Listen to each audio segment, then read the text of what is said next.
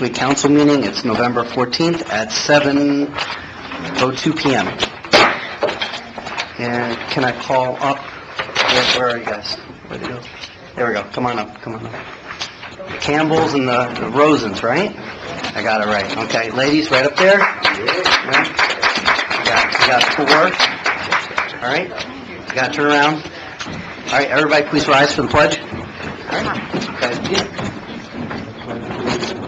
Of the United States of America and to the republic for which it stands, one nation, under God, indivisible, with liberty and justice for all. All right.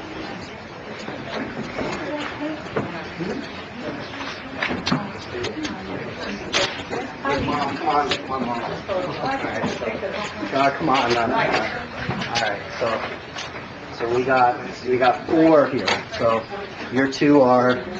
Raquel Campbell and Jaden Campbell. Okay, Raquel and Jaden. And then it's your... My nephew and my niece, Tyler Rosen and Austin Rosen. Awesome. And what grade? 6th, 4th, 3rd. Oh my gosh. Now, this is special because, we say at Bay Harbor is, what's the saying? Everybody knows this, right? Once a Bobcat, always a Bobcat, right? Now, everybody knows that I went to Bay Harbor. What's interesting is I went to Bay Harbor with Mom. So that's very cool. It's very special to have a second-generation Bobcat. It's definitely way cool. So thank you so much. And by the way, Monica Campbell is this year's PTA president. So she is the boss. I may be the mayor, but she's really the boss. So anyway, I really appreciate it. Thanks so much, guys. And as a small token of our appreciation, we have certificates for all 4 of you. Okay, so hold on. We're going to give each one. So, Jaden. Kel. There you go. Madison. And Tyler. Last but not least.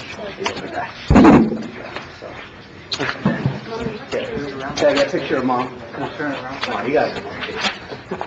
There we go. I got on the other side. Right. Okay. 3, 1, 2, and 3. One more. Big smiles this time. And 3. Very good. Thank you so much. Thank you.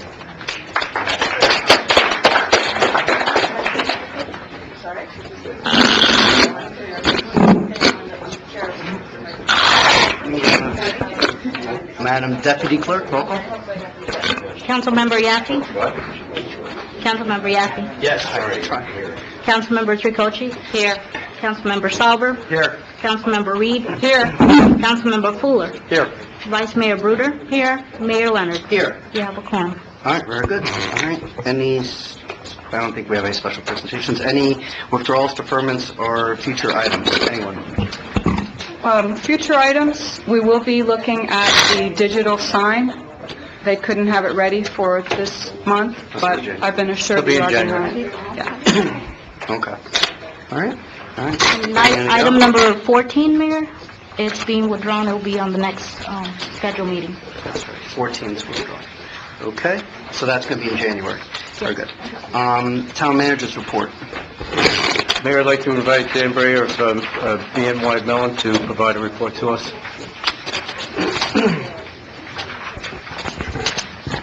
Good evening, Mr. Mayor, ladies and gentlemen of the council. Dan Breyer from BNY Mellon Wealth Management, reporting third quarter performance for the town's portfolios.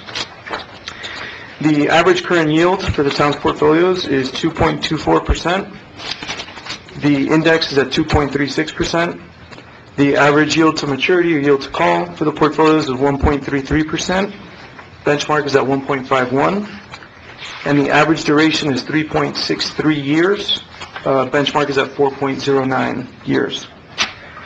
Year to date, the contingency fund is up 3.23%. The general fund, 3.22%. And the water fund, 3.25%. Benchmark is up 4.24. Annualized since inception, the contingency fund is up 4.73%, the general fund 4.76%, and the water fund 4.90% versus 4.97 on the benchmark. This time I'll address any questions. Dan, yeah, actually, if I may. Sure. There's been quite a bit of change in the bond market over the last 5 days or so for Little obvious bit. reasons. Yes. Can you give us an update as to how that's going to affect our assets? Okay. Specifically, what's most widely viewed in the bond market is the 10-year Treasury. And specifically, we've seen a move up in yields of about 0.5% in probably about 5 days, which is a pretty big move, right? So when yields go up on the bonds, the bond values come down. So as you may have noted in my letters over the past probably 2 or 3 years, what we've been doing with the town's portfolios, as well as the majority of our fixed income portfolios, is maintaining a short duration profile for the bonds, which is defensive against rising rates. So you're not 100% protected, but relative to the benchmark and other more aggressive portfolios, you'll note the town has a 3.63-year duration. That's very short. That's on the short end of the yield curve. So on average, basically, all the bonds are maturing or being called in a little over 3.5 years.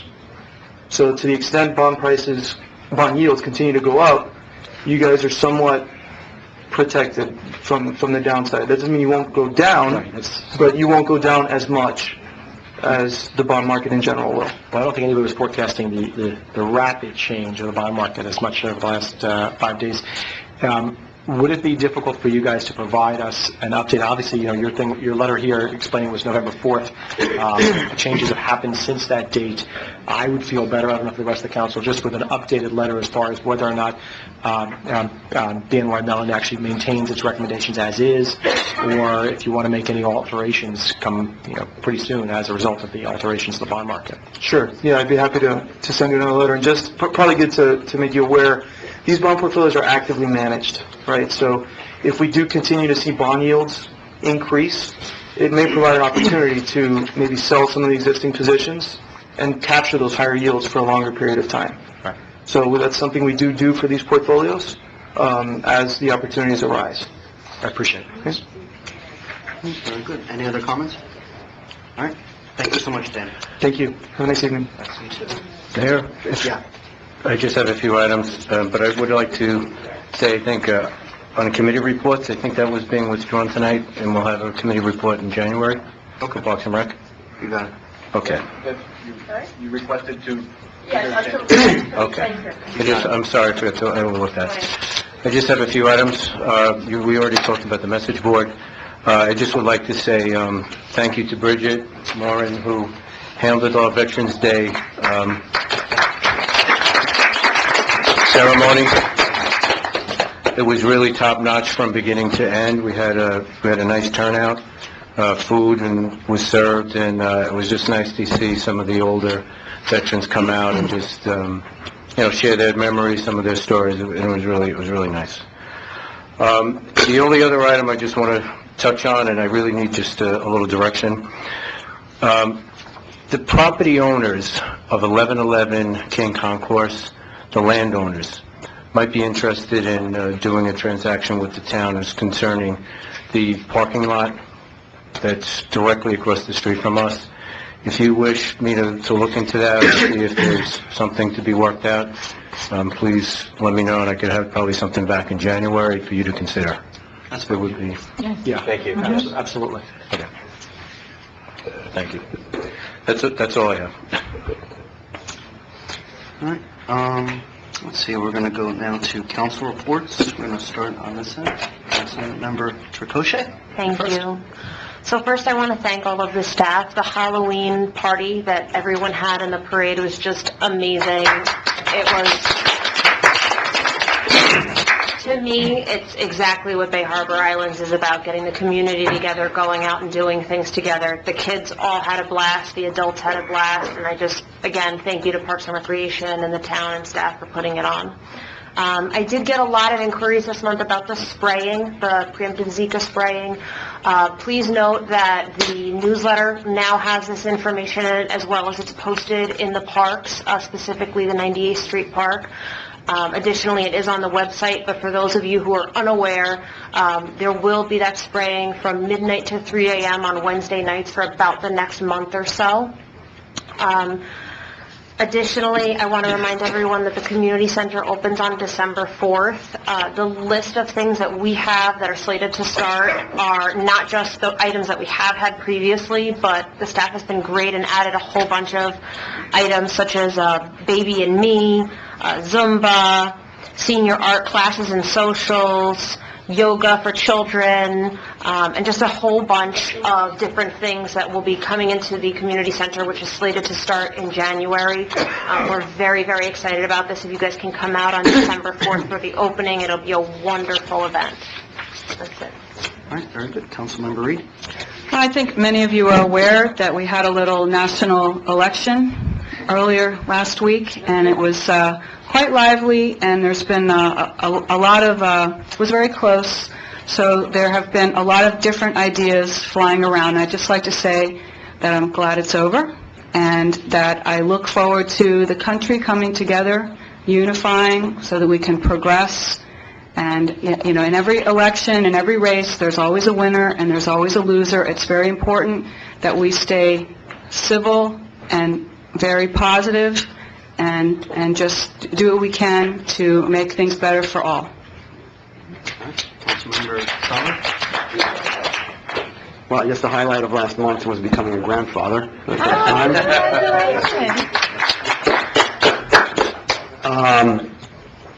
I attended the Miami Beach High School 40th reunion over the weekend, and it was a very, very good, well-attended event.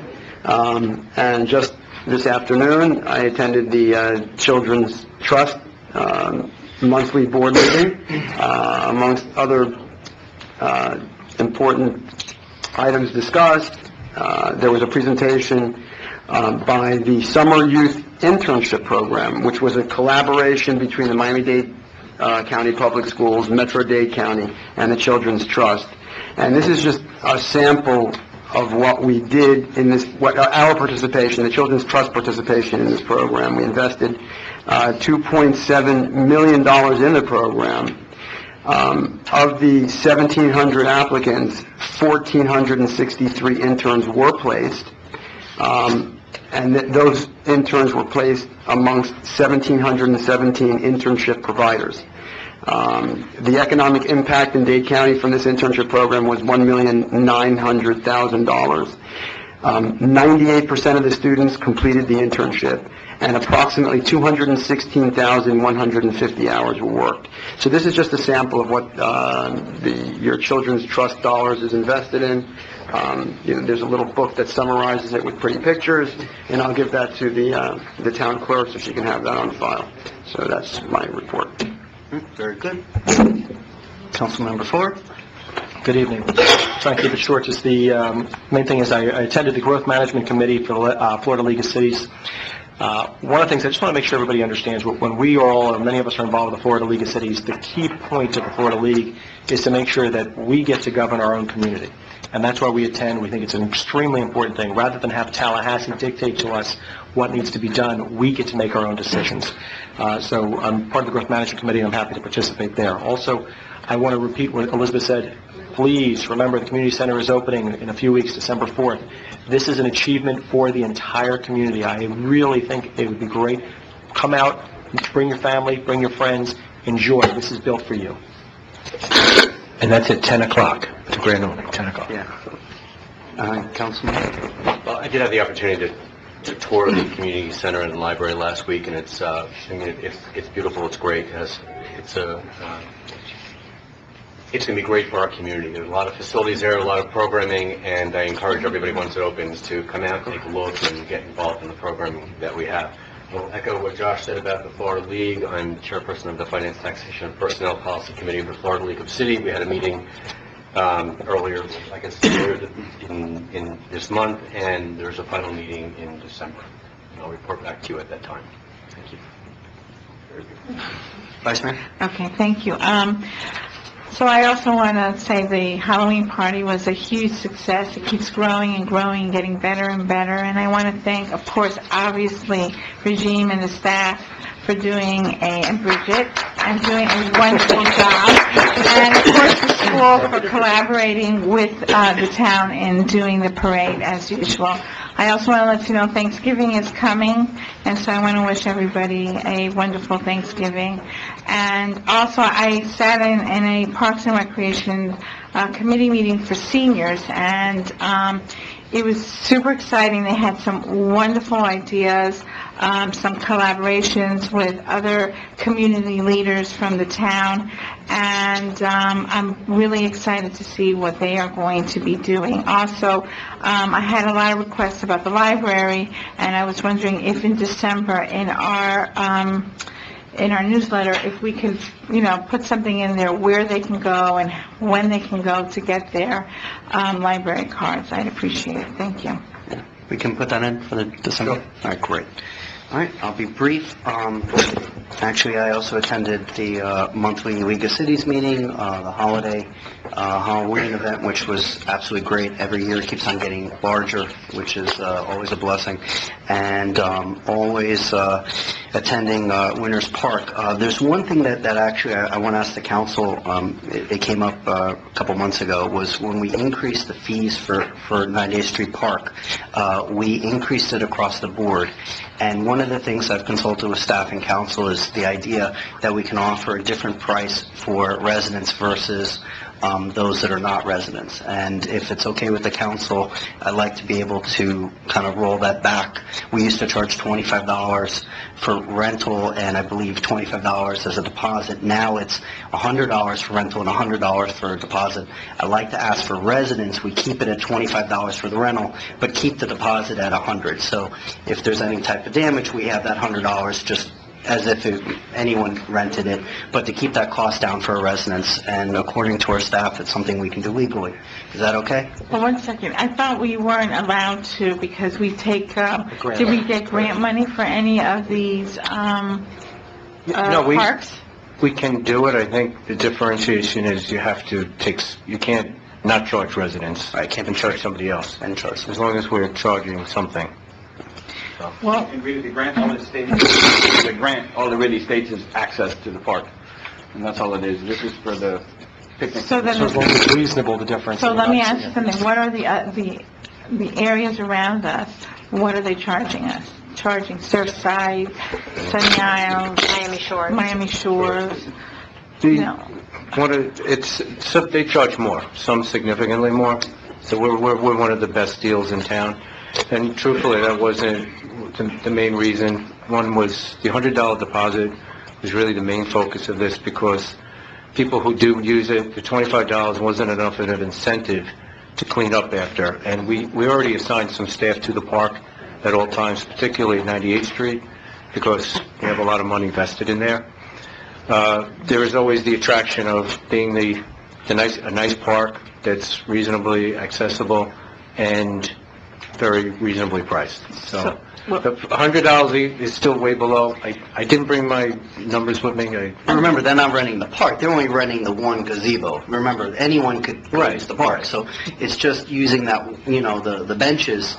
And, for our residents, they already paid for it. So, the way I look at it, having them spend, rolling it back to the original price, kind of relates to providing that quality of life. So, can I ask the question, how do we decipher who's a resident and not? Because I'm in that park a lot, and a number of people who rent that pavilion tell me, I didn't even know that this park was here. My friend knew about it, and so they rented it for me so that I could get...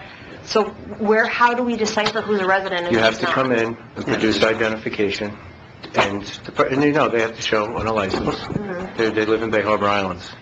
I can't prevent what you just said. And it has happened.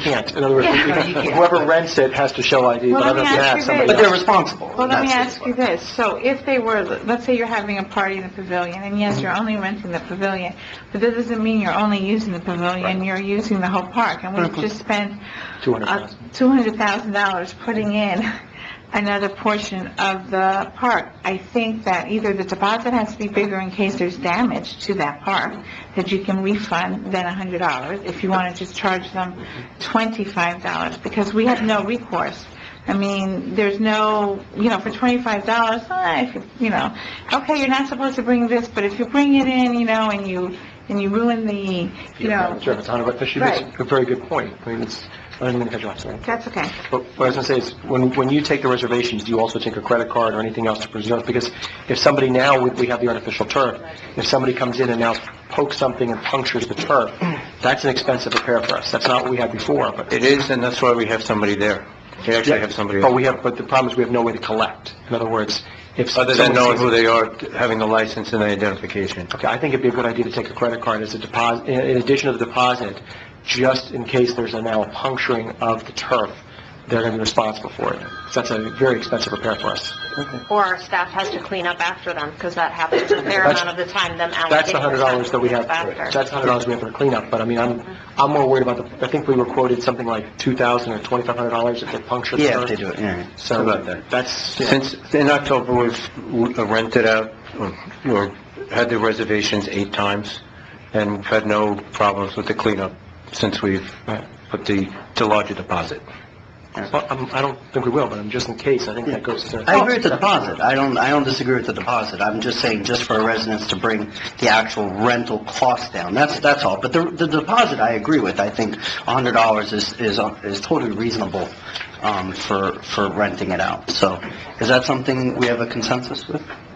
I have no problem with it, but I would like to have a credit card. Yeah, on I file agree. I agree. In case I there's mentioned it. damage, yeah. Yeah, I agree with that. And something that they sign saying that they are aware of the fact that if there is damage, that they are going to be held. Absolutely. Some kind of... Absolutely. Yeah, so we're going to do legal- $25 to residents, $100 to non-residents, with the $100 deposit staying there. Let me ask you something. Does the attendant know who's renting that facility that they have? No, they're aware of a party, and they liaison and make sure the kids aren't doing anything wild, like... They should get a I think notification. they get a notification, the person has to come with their ID, so that we can double Yes. check that the person who's actually Yes. renting it has to be there. Yeah. It's not like, oh, I'm renting it for my cousin. I agree with that. Did you I take agree a with copy of the driver's license? You can give that to the They have attendant? everything. Yeah, that's not a hard thing. That's very reasonable. That way- Yeah, that's very That reasonable. way, Yeah. that way, if you're really a resident, you Yeah. get it for that price, Yeah. because they're the citizens who paid for it.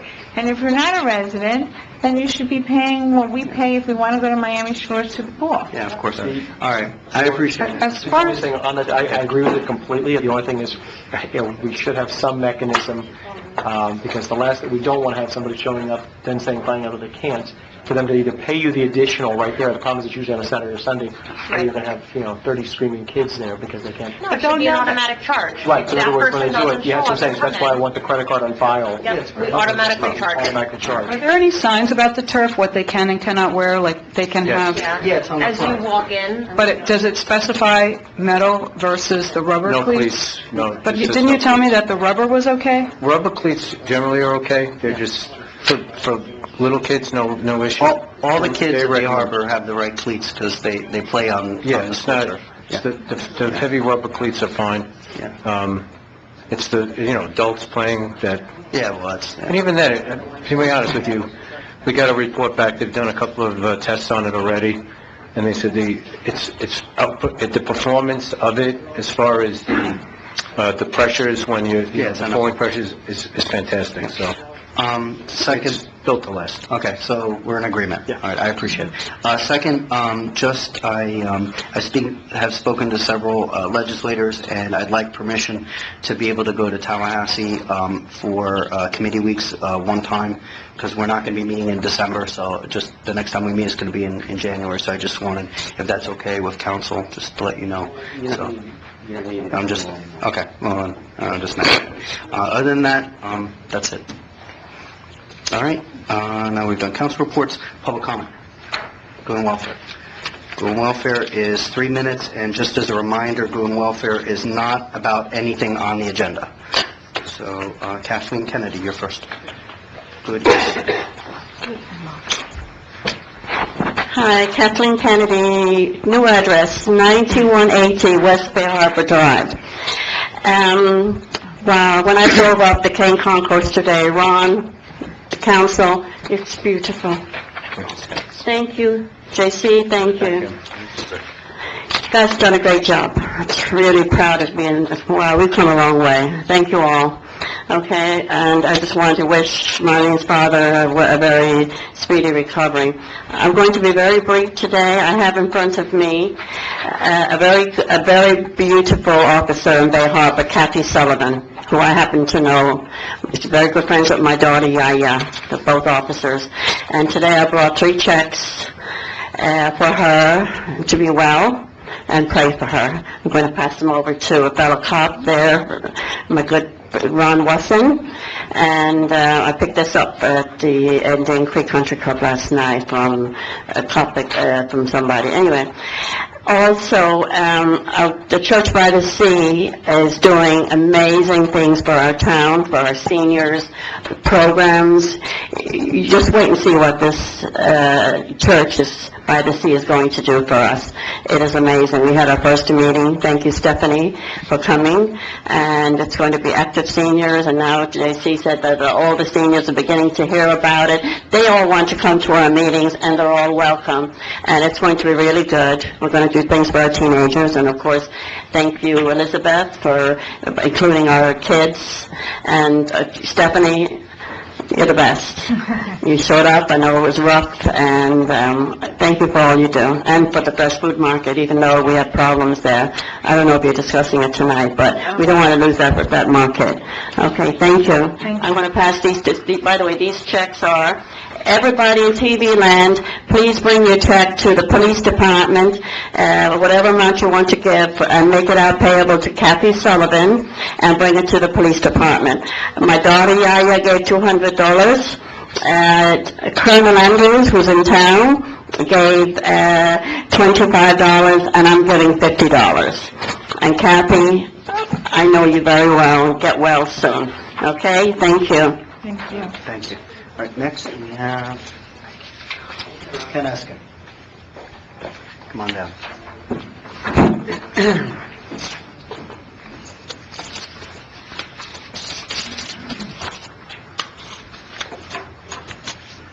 Ken Eskin, 1310 99th Street.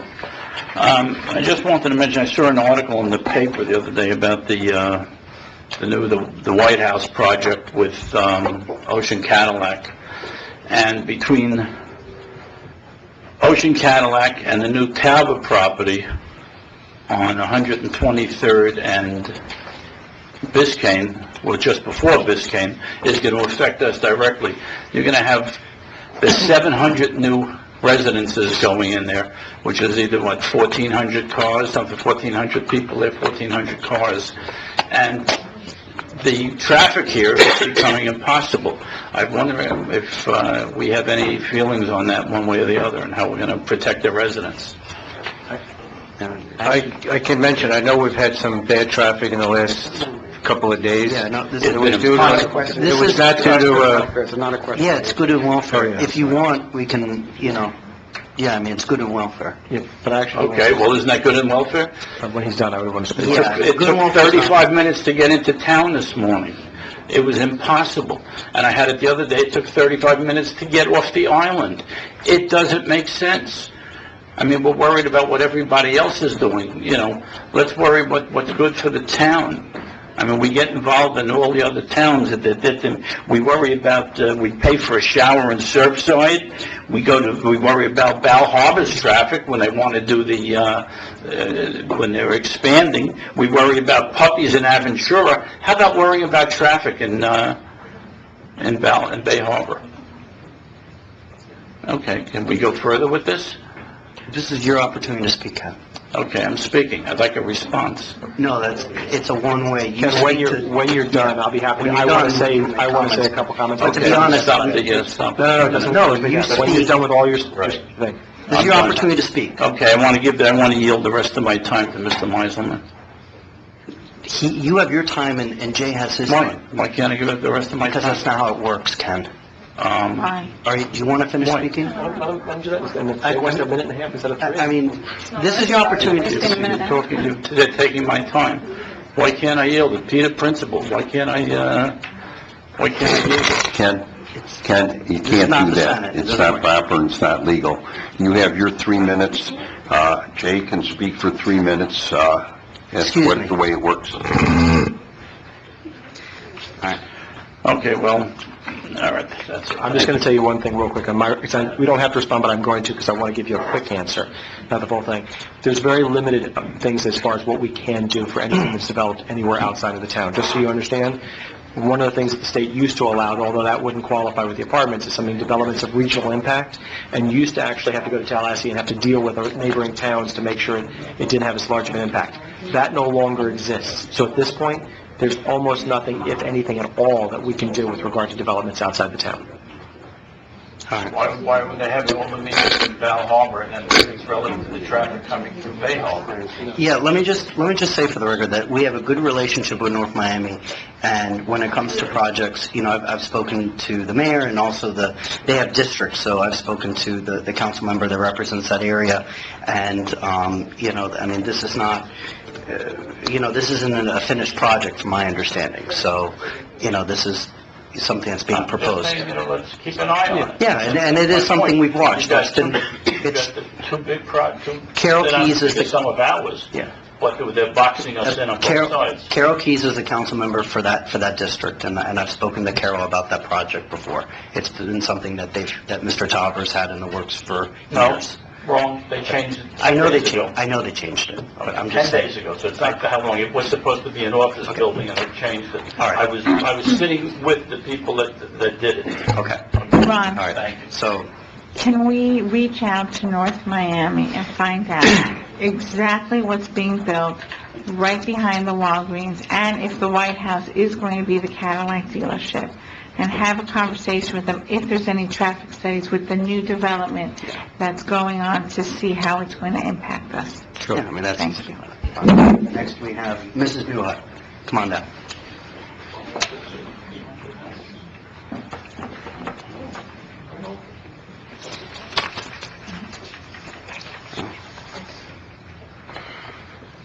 The following is stationery I just gave to the town manager, Great. and that is on Church by the Sea and United Church of Christ. Francis Newhut, 1060 King Concourse. Yeah. Instead of council presenting a required under oath quasi-judicial public hearing, section 23-5, 8.1, the following issue of Church by the Sea, United Church of Christ, that is presumably involved in the boycott, divestment, and sanctions movement, the BDS movement. Our small town that includes a Jewish population and council is allegedly being forced, after continuous delays and an appeal pending, to only being allowed to speak on this particular subject matter, the BDS movement, during public comment. Thank you. Is council suspiciously and purposely trying to eliminate Town Law Section 23-5, 8.1 of religious institutions providing quasi-judicial public hearings so that they will be able to allegedly overlook Church by the Sea, United Church of Christ, spot zoning, and their boycotting of Israeli products and services, the BDS movement? If the council signed Town Law Section 2-4, presumably against the BDS movement, and of Church by the Sea, United Church of Christ, allegedly boycotting Israeli products and services, why hadn't council taken a stand? Or have the issue taken to, or at least have this issue taken to a Supreme Court ruling, instead of relying on the word of a hired Church by the Sea, United Church of Christ lobbyist, whose law firm is also lobbying for the extension of Val Harbor shops, and who has also allegedly interpreted this as affecting part of the RILUPA law. Although council, without taking any action, appears to be in favor of this BDS movement and its interpretation as part of the RILUPA law, they still have a fiduciary obligation in the best interest of our town of first protecting the safety and welfare of all of its residents. Thank you. Thank you for your comments. Next, we have Dennis Newhut. Good evening. Dr. Newhut, 1060 Kane Concourse. Well, let's compare. Bal Harbor is proposing an enlarged shopping center with increased real estate and sales tax.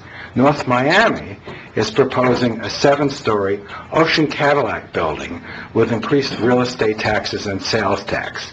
And Bay Harbor Islands is proposing a 70,000 square foot, mostly tax-exempt building with minimal real estate and sales tax, minimal parking, and a probable decrease in adjacent property values. Now, we could further discuss this. We have a 70,000 square foot building proposed by a tax-exempt organization, and we really had no public discussion. Later this evening, 2 ordinances are being proposed to facilitate this, quote, Bal Harbor entity, unquote. The toxic waste from the auto dealership, which will be leaving, is really being ignored. I mean, it's literally being cemented over. I mean, we don't have a real cleanup or anything else. I know from my own personal experience looking at car washes, gas stations, and dry cleaning, that this is a problem that really hasn't been addressed. And almost 60,000 square feet of this particular facility has no on-site parking. And we've had no discussion about the massive tax loss of both real estate and sales tax. We've had no discussion of the additional service costs, sewer, water, police, etc. We've had no discussion regarding ancillary usage and services. We've had no discussion on the anti-Semitic BDS movement, which may be violating Florida and BHI laws. We've had no discussion on addressing a variance public hearing to address state law of putting a church with AA and other ancillary uses next door to a packaged liquor store and other establishments. The real question is, why are we catering to this? You decide. Thank you. All right. Thank you for your comments. That's done with the... Yeah, we're done with we're done with public comment. Oh, we have more? Okay, sorry, she put in order there. Sorry. Teddy Cohn. Gentlemen, nice to see you again. Name is Teddy Cohen, 1211 99th Street. I'm looking at this minutes here, and there's a few things that I really don't understand how this came to pass, and how you guys let it come to pass. First of all, the signage. What is the limitation on the signage? What does that mean? And how do you interpret severability? What does that mean? Gentlemen, severability. How are you interpreting it in these particular minutes? So when you finished your comments, I would like to comment now. Severability. I think we just... Craig, you want to... First of all, you're supposed to use your time, make your comments, and then if there's response, we'll give you a response. That's usually the proper way to do it, rather than take it piecemeal. I see. Okay. Okay, so finish your comments and give your response. Okay. Now, there should be some kind of a limitation on the signage. My idea would be to limit it to the building integral structure, rather than have a sign outside stating what particular religion is involved. Mr. Cohen, are you speaking on a specific item? I'm sorry? Are you speaking on a specific item on the agenda tonight? When you made a reference, are you speaking about one of the items? Number 6. Okay. Number 6. Okay, I'm sorry, Chief. Told me it's for public comment. Public comment is for items not on the agenda. So when we get to number 6, all right. we can... I I'm sorry, understand. that's why we didn't understand. So if you could sit down, we're going to finish public comment, and then when we get to that, you'll be the first one to speak on number 6, okay? Is that fair? All right, well, then I also have a comment on number 7. Then you come on number 7. You have to come up for each individual item. Okay, I'll put you for 6 and 7. She's going to put you down. You'll be first for both. Anything else for public? Okay. No, I'm sorry. Jay Mosman. There we go. And Jay, you know the road. Jay Meiselman, 10321 East Broadway Drive. I'm here because I'm tired of looking at the terrible way our town is maintained. I live on West Broadview Drive, and while I'm not interested in the park, my children are beyond that age, I understand you spending the money to have such a park. Spending $4 million for a park, $3 million on a community center, and we can't get trees that stand up and somebody to maintain landscaping. It's despicable. And yes, the community center is $3 million when you add in the cost of the structure and the space that's being rented for it. Okay? I have pictures here going back to 2009, because I like to take pictures of stuff that's no different or that has been replaced 2 or 3 times. It's enough already. There has to be some accountability for somebody who is responsible for spending our money and the amount of neglect that has gone on between the Broad Causeway, West Broadview Drive, East Broadview Drive, the bridge between the East Island and the West Island. It's disgusting. Nothing gets done, and what gets done takes forever. Half of the fire hydrants are illegal. Half of the lights on the Broad Causeway are malfunctioning or do not have proper coverage over the lens. And proper coverage means a UL-rated system. The light posts that were replaced on King Concourse and Broadview Terrace, you all spent money to have them painted brown. When the new ones were put in last year, I was told the new ones would also be painted brown. They're not. A couple weeks ago, we had a king tide, and the sewer system is overflowing. So I speak to the men at the sewer pump station, which I've seen that since I was a kid playing at the Tate's house in give or take 1969 or 1970. And they told me people still have cast iron sewer lines from their house. How is that possible? 20 years ago, we were sent notices. Now, I'm paying more in water and sewer because there's infiltration into the system. I'm tired of it. I'm tired of seeing trees lean across the road for 2 weeks after a storm that wasn't in storm for somebody to come and then just rip out perfectly good trees. And then go and plant a tree that wasn't designed there. I have the pictures. There was never accountability of Kimley Horn. There was never accountability of Giordano. There was never accountability of Bruce. There was never accountability of Randy. We accepted crap, and we got crap. And I mean that in the truest sense of the word. And now our island looks like it did 7, 8 years ago when these projects started. And I will upload all these pictures to you individually so you can see what is or isn't going on. Are we going to have a conversation in January on the agenda to discuss? Okay, yeah. Don't give me January, please, because you know what? I was here 2 months ago, with all due respect, to speak about code enforcement, the way they review plans for planning and zoning, and you said, oh, we're going to review that. It's now 2 months later, there's no word. There's no, if you can't drive down the street and see the importance of the way our community has deteriorated, you stand up with all due respect and you say, this is what people expect from Bay Harbor. I drive down the street and I say, what has happened to Bay Harbor? Because nowhere that you drive or look, and thank you for the extra time, do you see anything that hasn't been neglected. All right, thank you, Jeff. All right. Ron, I've been talking about landscape. Oh, sorry. Sorry. We went around town, I Yeah, we did. remember, wait, for the cast iron, and didn't we sent out notices, and didn't we go back and make sure that every person had to put that Sewer sewer line? That was, I'm sure, years ago. Yeah. Okay? And I'm not sure, we as we come across them, we ask that we make the homeowner change it out. Okay, so maybe... As far as I... Can you look into that? Yeah, we can look into that, please. Yeah. I'd like to just mention a few things. I know we mentioned bridge lights on the ICW. All those are being replaced. That was part of this project, and they will be replaced before March. A lot of the lights were broken either through accident or vandalism. So to make do, some lenses were put on just to cover what's there. We have recast bronze inserts that will be replacing all the broken ones that you see that don't look appropriate. and even the glass is going to be replaced with glass, like the real glass that used to be there, to kind of keep the historic look of it.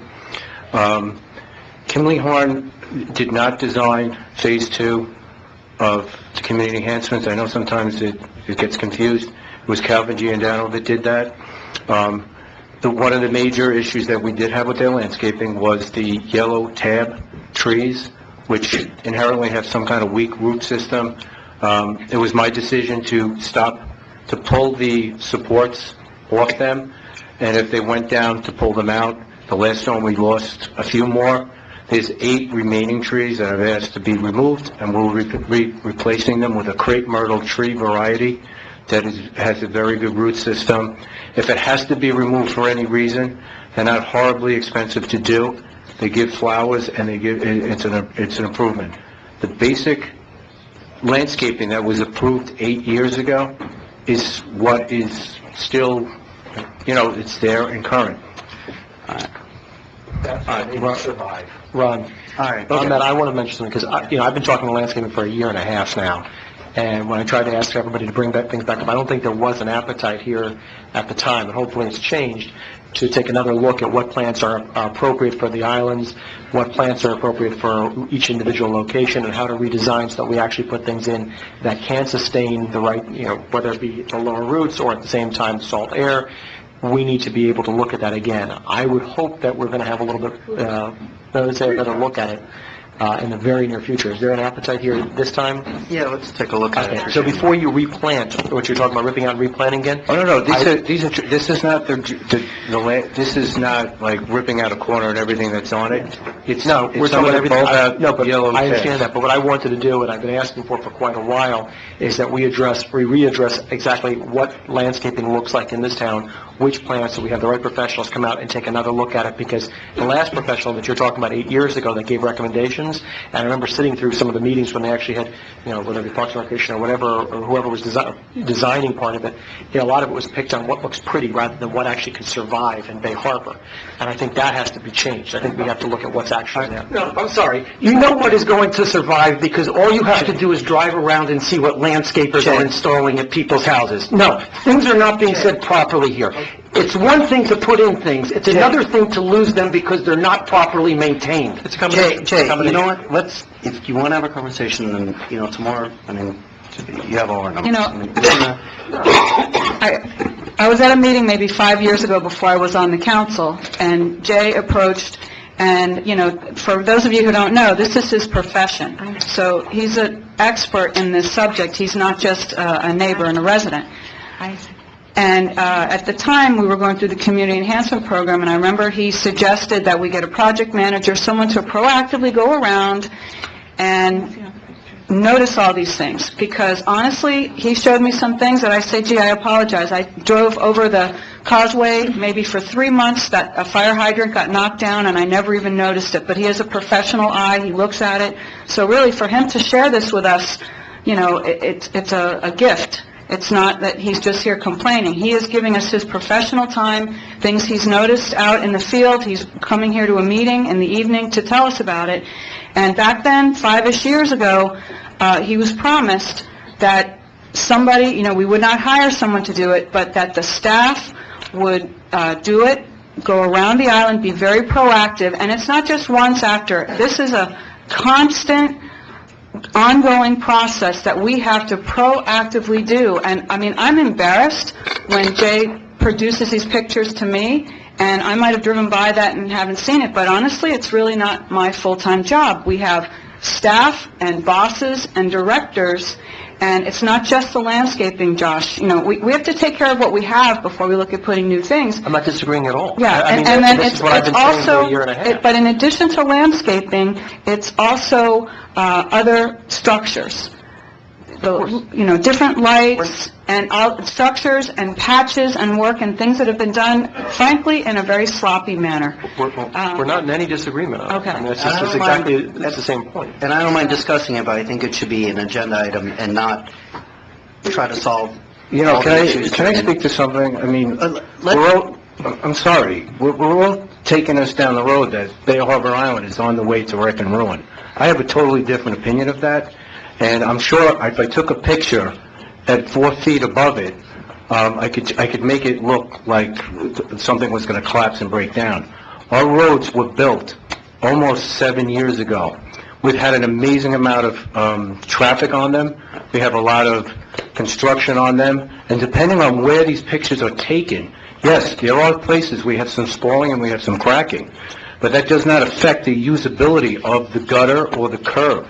They will, listen, this issue with the fire hydrant, we had a vehicle. Hold on, we're gonna, Ron, let me just say, we're gonna bring this up in January, and it's gonna be an actual agenda item to discuss, but it's not the time or the place to go into it during public comment. George, just one thing. You know. No, I just wanted to, for those of you who are wondering why we're talking about January, is because we do not have a council meeting in December. That's why items are deferred for But January. can I just ask that we bring, or Randy, figure out who on the West Island, has not done their lateral lines, because I cannot... You said you're gonna figure that out. It's both. It's both. For both, but let's start with let's start it for January. If you could please let me know, figure out who has not done their lateral lines, because we've had plenty of them should've been done. in time. And then in February, let's move to let's consistently go down a list of things that we need to just review, normal. Linda's over. I would just say one thing about the laterals, because I was one of the first ones to do it in the early 1990s, I think. So the fact that, we're in 2016 and there are people who haven't changed out the sewer laterals, because that was something that we were requiring, that came about so that... West Island, 95th Street. Hold on 1 second, Linda. That was something that we wanted to have done before the community enhancements project, so I'm just a little bit surprised to hear that there are laterals that were never changed out, that's all. Yeah, I thought it was all done by now, too. But Linda? According to Robert's Rules of Orders, according to the state rules, and according to the county rules, and according to most other cities and towns, we are allowed to give up our talking time to somebody else, especially if we feel that they have more knowledge on a subject than we do. And I feel very bad that you all won't do this, because I wanted to give my time to Jay. All right, thank you for your comments. Victor Maya?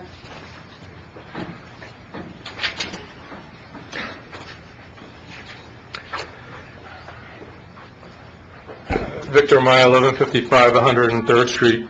And I wasn't really planning on making any public comment, but listening to what's transpired up until now, frankly, I had to speak up. I'd like to know in what universe is it illegal, because that was the word used by our council, that you could not give up time to somebody else. And that y'all just sit back and say, okay, fine, he says it's illegal, it's illegal. It is not illegal. Everywhere in government and throughout government, and especially our government, individuals cede time to each other. It's a very common practice, and it's not illegal in any way, shape, or form. Number two, Mr. Mayor, you did not want to further discuss the item that Mr. Meiselman brought up because it wasn't on the agenda. Well, here we are, yet another week where you have bullied an item that should have been on the agenda to be discussed and voted on by your fellow council members without it being on the agenda. I'm still waiting. Is Mayor Jimenez going to come over here to accept the key to the city that you proposed that we give him at the last meeting? Time and time again, you've put stuff out there today, this whole thing with the fees. And the parks. All of a sudden, you're bullying, and they won't admit it, or they'll say, oh, no, it's fine, it's okay. But basically, you're bullying them into taking a stance or position by consensus on an item that the public has no advanced knowledge of, that your staff hasn't had an opportunity to prepare for unless you surreptitiously got them to get information because you knew you were going to bring it up in advance. This is not the way to conduct government. Items need to be placed on the agenda. They need to be discussed publicly. The public needs to have an opportunity to speak to these items. And to say then that you don't want to address, all of these very important issues because it's not on the agenda, but it's perfectly fine to talk about reducing the fees on the park, even though it's not on the agenda. It's very appropriate to go ahead and give Mayor Jimenez the keys to the town, even though it's not on the agenda. But something that directly impacts, all of the residents of this town, no, put it on the agenda. Oh, and by the way, let's wait until January to deal with it. I think it's just wrong. Well, thank you for your comments. And by the way, for the record, the agenda item last month to give Mayor Jimenez the key to the town was actually on the... Excuse me, you're out of order. Was late. Very late. Well, Last minute addition. I'm not going to hear any more comments from you from sitting down. That's it. You know what, George? Jay? Enough of you pointing your finger at people and Jay? acting like you're an elected mayor. Jay? You're one of 7. Jay? Enough of your... You know what, Jay? Are you going to tell me something, Jordan? Yeah, I'm Jay. going to leave, because I'm getting excited. Please leave. Because you do what this gentleman Please said leave, to Jay. everybody. You know what, Jay? You're out of order. You're out of order because, you know what? I have time Chief? left. Goodbye, Jay. There are other people in this room, and we have an entire meeting to conduct. You're out of order. If you want to talk to me, you can always call. My door's always open. But it's improper, and you're not acting really appropriately. It's really not right. Really? Really. Please, we're going to conduct the rest of our meeting. I'd like to talk at the next meeting about this whole ceding of time. If you want. Can we put that on the agenda and maybe make it so? Because if there's something that's this important, that we have a professional in industry who's willing to come up and get a few more minutes, it seems to me like there certainly have been other occasions where people get more time. Even, today, I think I heard a little grumbling about, running the clock for the council members, and I didn't see the clock running for us. All right. Oded Ben Ari from Mike Cigars.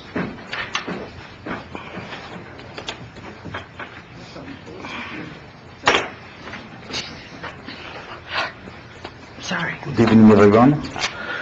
I heard Dr. Nuhat comments, and I would like to join. We represent ourselves and some other stakeholders on King Concourse, and we are very concerned with the direction that is being taken by this commission. It's a very important part of King Concourse that is being becoming vacant by Cadillac, and there is precious little space for retail, good honest retail that's going to bring more money to this town. And now it's being given to the church, not only to the church, but to a church that is part of the BDS campaign that is completely illegal to be dealt with. So we just wanted to join this protest, and there's many among us that are objecting it. All right, thank you for your comments. All right, is that it for Goodall? No, that's it. Jordan, would you like to mention that we have nailed down a date for the appeal, so there actually will be a public hearing about that? I'll let our council do it. Yeah, we have confirmed that there will be, the appeal will be discussed on November 29th at 7 p.m. Thank you. All right, we have consent agenda. I'd like to pull number 4. Does anyone else have anything to pull?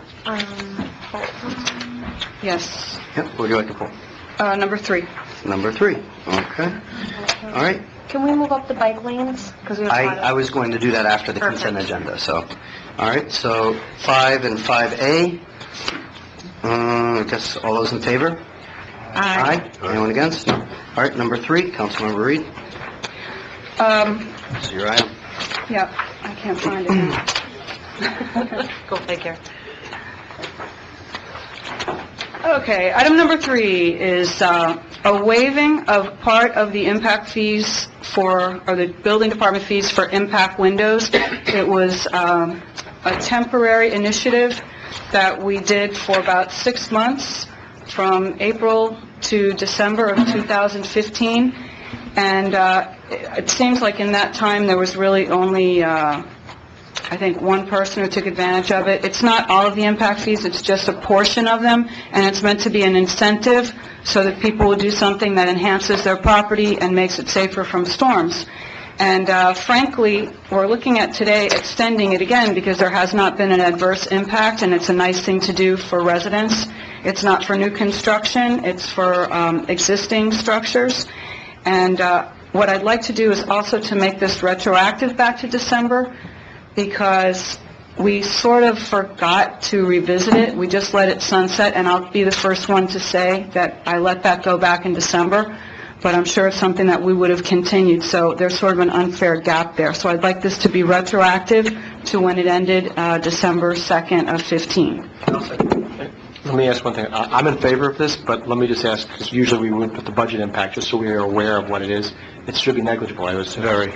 I just wanted confirmation. Okay. And I believe I saw on this item that we're going to put it in the newsletter and advertise it, Yeah. correct? Which is super exciting. All right, all those in favor? Aye. I didn't get a motion. I believe she made it, I seconded it. All right. Number 4, I pulled it. I'm not in favor of the increase in the monthly decal fees for some of the garages. The hourly meters were increased. In fact, for the first time now on 97th Street and West Bay Harbor Drive, you don't have the names of the parking lots, but that's what we call the brown lot. The brown lot. Yeah, that's the only one that never had an hourly fee, so that's for the first time. Because we are going to be putting a master meter. No, and that's fine, and 50 cents is the minimum, so I understand why it's set at that.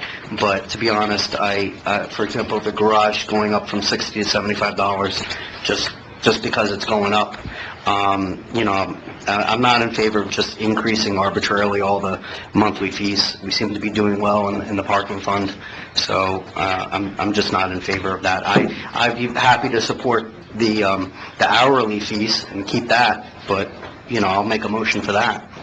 But I'm not in favor of the monthly fees. Let me ask you something, I'm sorry. Yeah, sure.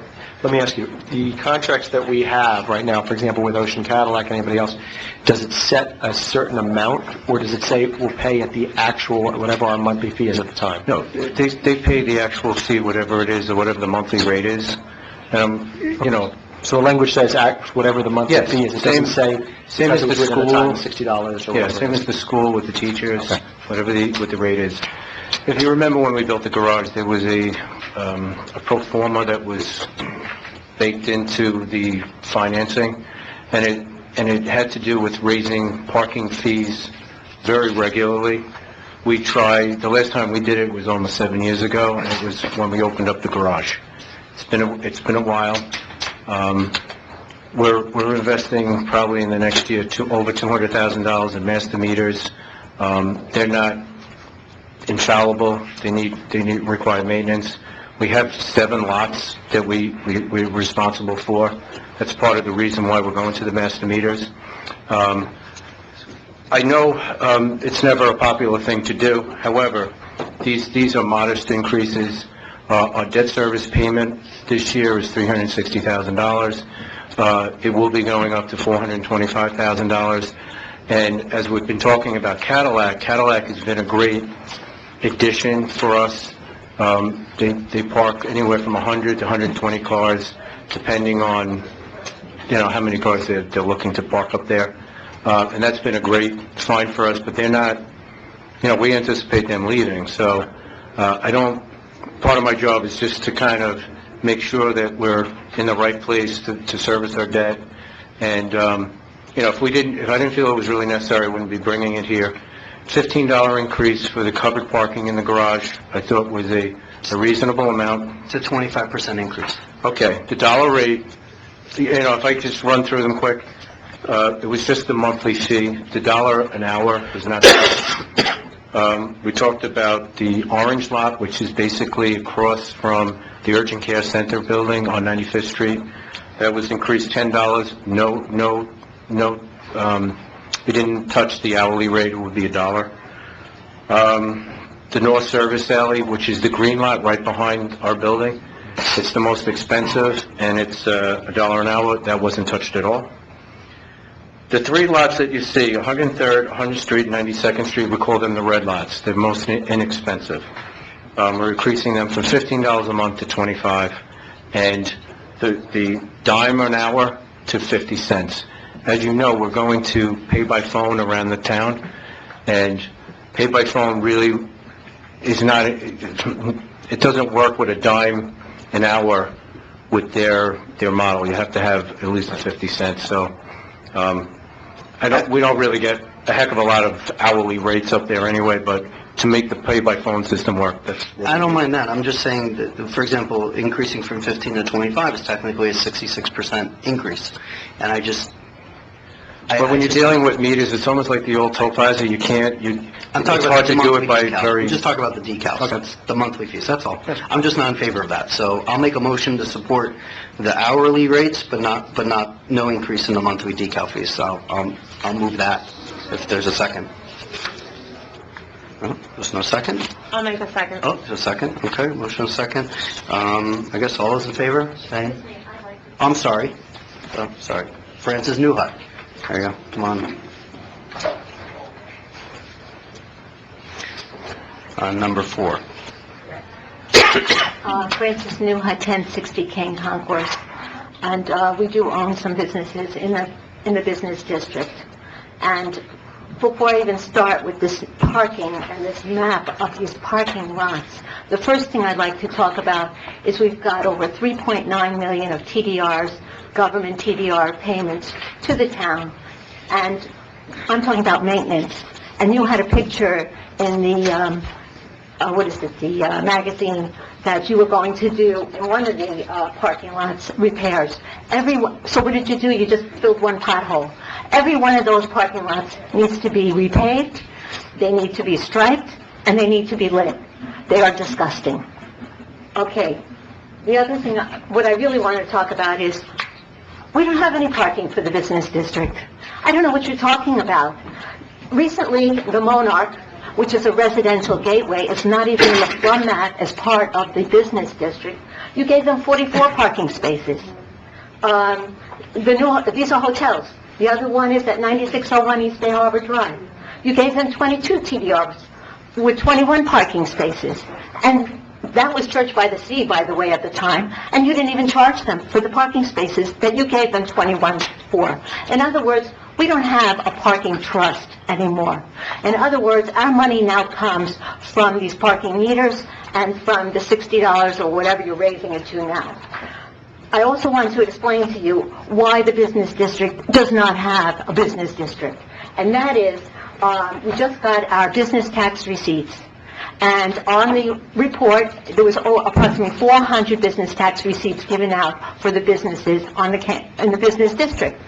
And of that 400, only 5% were restaurants and retail. Okay? And the parking lots are full. Full. What are they full of? They're not of the business district. Everyone who goes to the restaurants has to valet now. There's no parking. So I don't know what you're talking about, raising rates, when there's no parking. Absolutely no parking. And then the most important parking lot is right here, where where this town hall is. You've got the Palm. You've got 3 other restaurants on King Concourse. It says here that they have 120 parking. You know, we're limited with our flood map to only 500 feet. So we can't go to the garage if you're at the Palm. So you're giving, this parking lot has 120 parking spaces. 120 parking spaces. And if you look at the parking spaces, privately, you gave some of the tenants parking.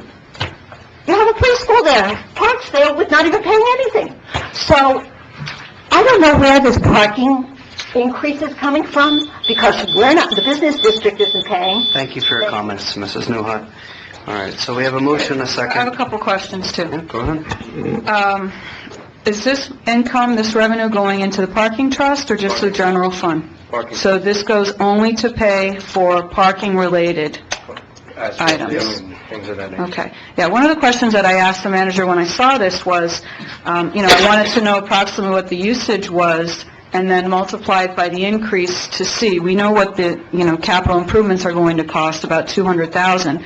So I was, looking to see how long it would take to build up to those. So, that might be helpful if you want to defer that so we can make our decision a little easier. Maybe just go with the hourly now and look at the monthly later. I don't know.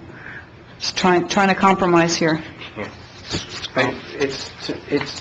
That would be fine. It's not a compromise issue. It's really the amount of money that we put out to, Right. you know. I'd like to know the amount, that's what I'm saying, like, I'm not It's gonna sure be- how much we'll bring estimated alone, in. It's $200,000.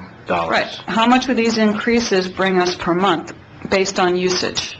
I think just looking at what we're doing now, about 60,000 would A be... month? No, a year. A year, okay. Yeah. So 60,000... It's about what you're saying, the debt service is going up, so that's why Right. it's necessary to make the debt service. We have to be careful with the money of the town. I also think that there's two things. One, if we're talking about, we're moving to pay by phone, right? If the 10 cents doesn't fit within their model, that's something that we need to consider. Secondarily, we have a lot of buildings that are going up, and while I was campaigning, a number of residents came up and talked to me about the lack of parking, and really what they needed, and if they were going to have friends over, what it would be. I think the reality is we're going to see these parking lots getting used more and more, particularly as the number of residents that we have increase, and we need to be prepared to compensate for the cost of maintaining those lots as you get the increased traffic. Yeah, traditionally, we don't get a lot of coins, hourly rate money now. It's not our... That may change. Along King Concourse. That may change. Right. Yeah, but every little bit helps. And those master meters are already approved in this year's budget, the money's already appropriated. I mean, we're talking about moving forward. Now, if you want to talk about realistically the cost of maintaining it, that's one thing. But I don't agree with the notion that just because we're putting in new meters, that it justifies exponentially increasing No. the price. We approved I know we all the 8 on King Concourse. The additional 17 We'll are keep above the and brown beyond. one, too. Around the, So- we have a lot of meters, the old head, single head meters. They're I'm talking about the based on- master meters. Yeah, I know, we did not budget for that. All right, so there's a motion, a second. Repeat it, please. The motion is to increase, make the changes for the hourly rates, but not the monthly rates, that the monthly rates would stay the same. All right, so there's a motion, a second. All those in favor? Aye. Aye. All right, I guess it dies. All right, is there any other motion?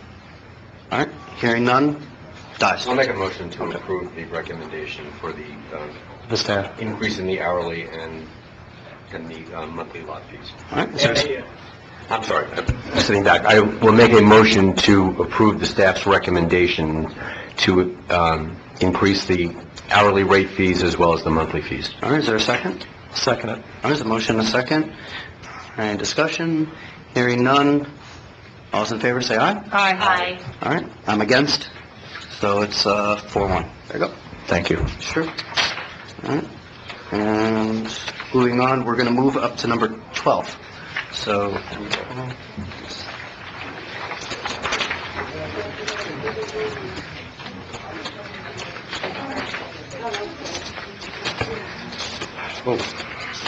Sorry. Mayor, did Councilmember Salver and Councilwoman Bruder leave for the evening? or- Councilmember Salver left for the evening for a medical reason. The Vice Mayor, there's no reason. Right. Yeah. I just didn't know whether Yeah, I don't know. we had a full council or not. Yeah. Number 12, I know there's a few people want to speak, so, number, Item 12. yeah, please. Consideration and approval requested by Mayor Leonard of a proposal by Atlantic Paving in the amount of $523,770 for the painting and striping of dedicated bike lanes for the East Island. Thank you. All right, this is something that's near and dear to my heart. I think that this is something we've brought up before. Last time this came before council, the discussion was in regards to any type of information from staff as far as the, the benefits safety-wise. And I know that we asked the manager and the chief to research that. So if Chief can come in and briefly speak about the safety benefits. Yeah, as the chief's coming up, there is, empirical data that shows that when you do decrease the size of a roadway, or at least give that impression, squeeze the roadway down, it slows traffic, enhancing safety or making it less likely to be hit by a car or things like that. And the chief has more data on that himself. Good evening, Mayor and Council. The Sean Hemingway, Police Chief of the Harbor Islands. The project was given 2 meetings ago on October 24th, 16. We submitted a report to Town Manager Wasson. We identified 5 areas where they had the Green Path project underway or installed for some time now. Excuse me. For the 5 departments or cities that we looked at, they had no data. They were basically pre-existing bicycle or pedestrian pathways, which ultimately were upgraded to the Green Path. Of the one that we looked at was New York City. They did a 3-year survey, and they determined that the Green Paths for one increased the usage by 102%. It reduced overall injuries by 20%. 22% of the reduction in injuries were pedestrians, and the other 2 were bicyclists. There was a determination made that the overall lateral spacing between the bicyclists or pedestrians were increased, and the vehicle speeds did slow down. The City of Miami Beach currently has a study underway, and they determined it would take about 90 days before they put any data together on their end. So that's basically what we came back with. That's great. And then also, let me just add that the City of Miami Beach actually contracted with the same company to do the same, color in their city, and they're in the process of conducting research. It hasn't been finished yet, but they're in the process of actually doing that right now. So they're on the same track as we are. They're actually just a little bit ahead of us.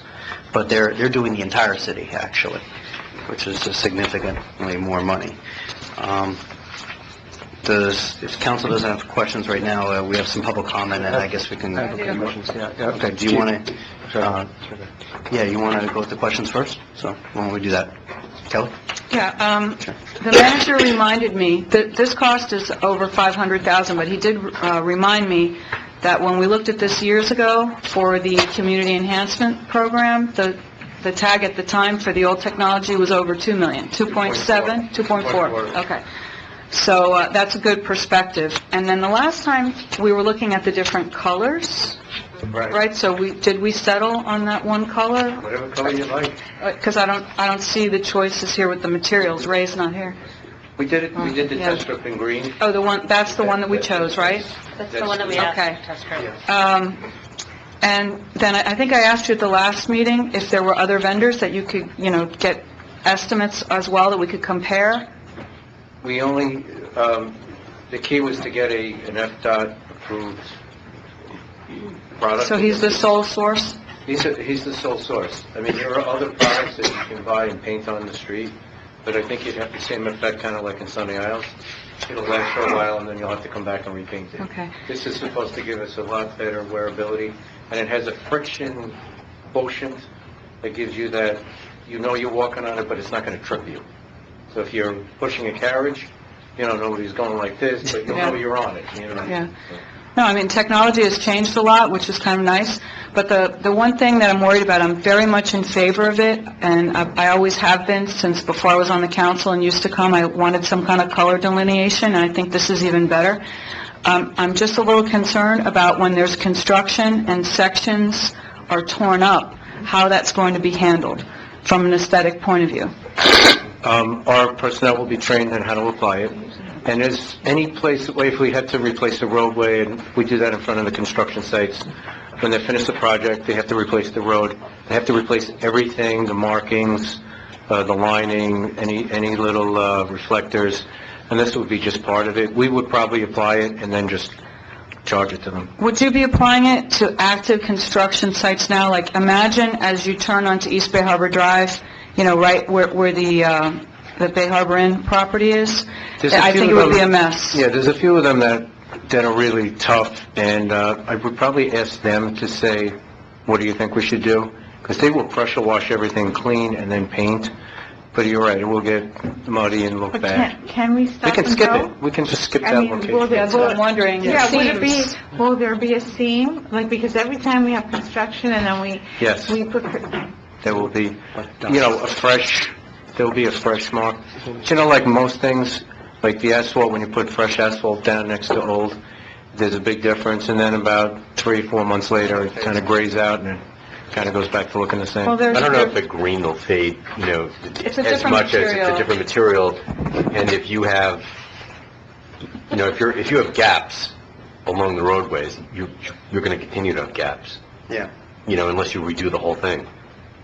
Oh, no, At some point in the future. only during the construction. Once they're finished, we'll paint it in.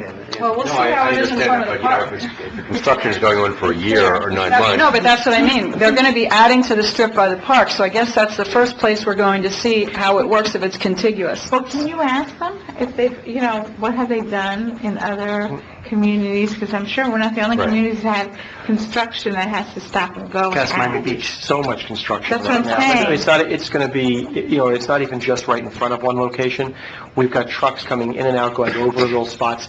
This is going to look a mess. I mean, it's one thing if we want to look at it, in my mind, if we want to look at it after most of the construction is done, but there are so many sites that are under construction right now, we're going to be spending a fortune just for doing repairs more than anything else. That's one of the big issues. It's guaranteed for 5 years. But actually, on that point, if I can hit one thing, I want to ask Chief something in a minute, but first, I'm sorry, I didn't want to interrupt you. Well, I just want to say finally, maybe 98th Street on the interior seems to be a street where there's nothing planned. The Bay Breeze is done, the side where the park is, I don't think there's anything planned. So maybe we could do it if we go forward incrementally, and then do a test strip somewhere where there is a lot of action before we go doing like the whole island. Well, we did a test strip. No, I mean where there's active construction. Well, can we do it near the school? Because there are so many kids near the school that walk that way and bicycle that way, and there's so much traffic going into carpool that way. Can we try, I guess I'm getting ahead of myself. We should decide if we're going forward, but my suggestion would be to try, to do it in the areas where we don't expect as much development, and then maybe even just do a small test somewhere where it's a total mess, just to see how that goes. Anyway. I will just from my own point of view, no matter what you do, you're always going to have this construction. There is always going to be places where it gets more used than other places, and no matter what we do, it's always going to be something we're going to be maintaining. There's always going to be something, somebody throws a can of paint in a garbage truck and puts paint down on the street and it goes on the green. Yeah. We'll be redoing that green, so I don't know. the developer's responsible? Yeah. So, from that point of view, it's always going to be, it's going to be something we're going to maintain from now going forward. But we're going to make the project where there are projects and they've messed up the roadway now. We make the developers Fix it. to fix it, and they will have to Absolutely. do this as well. You're going to have to pay for the... We would have to pave it over. If you can prove it's them, and it's not just there, but the trucks going in and out of the street. Well, There's a lot of issues here. I think that if you could just please find out or ask them how they match up, or, if we can... Or see it. Or give us a picture of You what want it to, looks you want to like. do a spot in front of like a heavy construction site? Yes. I think we already did a spot. We did a This is spot the in front of part that I'm getting a little confused. No, I don't want that. I want to know what, if they... You want to see old with new and see how if the fading of the fact. So when the new construction comes, know, and they paint, I want to make sure that it sort of matches up so that we don't have that. I'm sorry, let me add one thing, because one of the things that I have a large problem with this project, and I know, Jordan, I think your heart's in the right place, I think it's a great idea, except here's my issue. Beyond the fact is that, one of the things that I wanted to ask the chief something, and I'll get to in a second, as far as trying to take a look at other towns and see what other people have done. I don't think comparing us to New York City is really appropriate for usage, and I know in your report you actually said there are several cities and there are others that are looking at 30, 60, 90 days from now where they may have a report, and I think we might want to wait for some of those. But my question becomes this, or actually more of a statement. When we had the gentleman here last time we were talking about it, one of the problems we asked was, okay, what if we do this, and it lasts 3, 4, 5 years, and we do have to spend $500,000 now to install it, and we have to do all this additional dollars for maintenance. What if after 3, 4, 5 years we say, you know what, it didn't work out, we don't like it, then what do we do? And his response to us was, well, you can either just, paint over it with black paint, which then would look horrible, or you just wait until you repave the entire road system. Well, that's catastrophic for us for cost. So the problem here is there is no out. We are marrying ourselves to this project. This is not something that we test. If we do this, it's something that we're saying that we are committing ourselves, like it or don't, We are committing not only $500,000 or more right now, but potentially hundreds of thousands of dollars to maintaining every year. And then if we don't like it, too bad. We have to keep spending money to keep maintain it because it will look awful afterwards. That's my issue. I understand your point fully, and I go back to community enhancements. When we were going to put in the red or the colorized portion, I think at that point, the same issue was the same issue. Once we do it, we're doing it. We're in it, and we approved, like, we want our town to look, the streets to look that way. So, it's a lot of money. So, And we don't, whether we like it or we don't, we're stuck. Chief, you believe that if we do this, it is a safe, it's shown to be something to help, people who are walking, kids that are walking. It's a safe barrier for them in a way, isn't it? Yeah, and Council, Fuller, the only study available is the New York City project. So, we looked at that one because, we're not a city like with urban sprawl. Right. We are a city that, is compacted like New York City. So we thought it did have some relevance, although probably not as much population or traffic. As far as your question went, the green, in my opinion, my professional opinion, when you have signage or you do have something alerting the public, it does take away from some of the distractions and it causes people to refocus on what they're doing.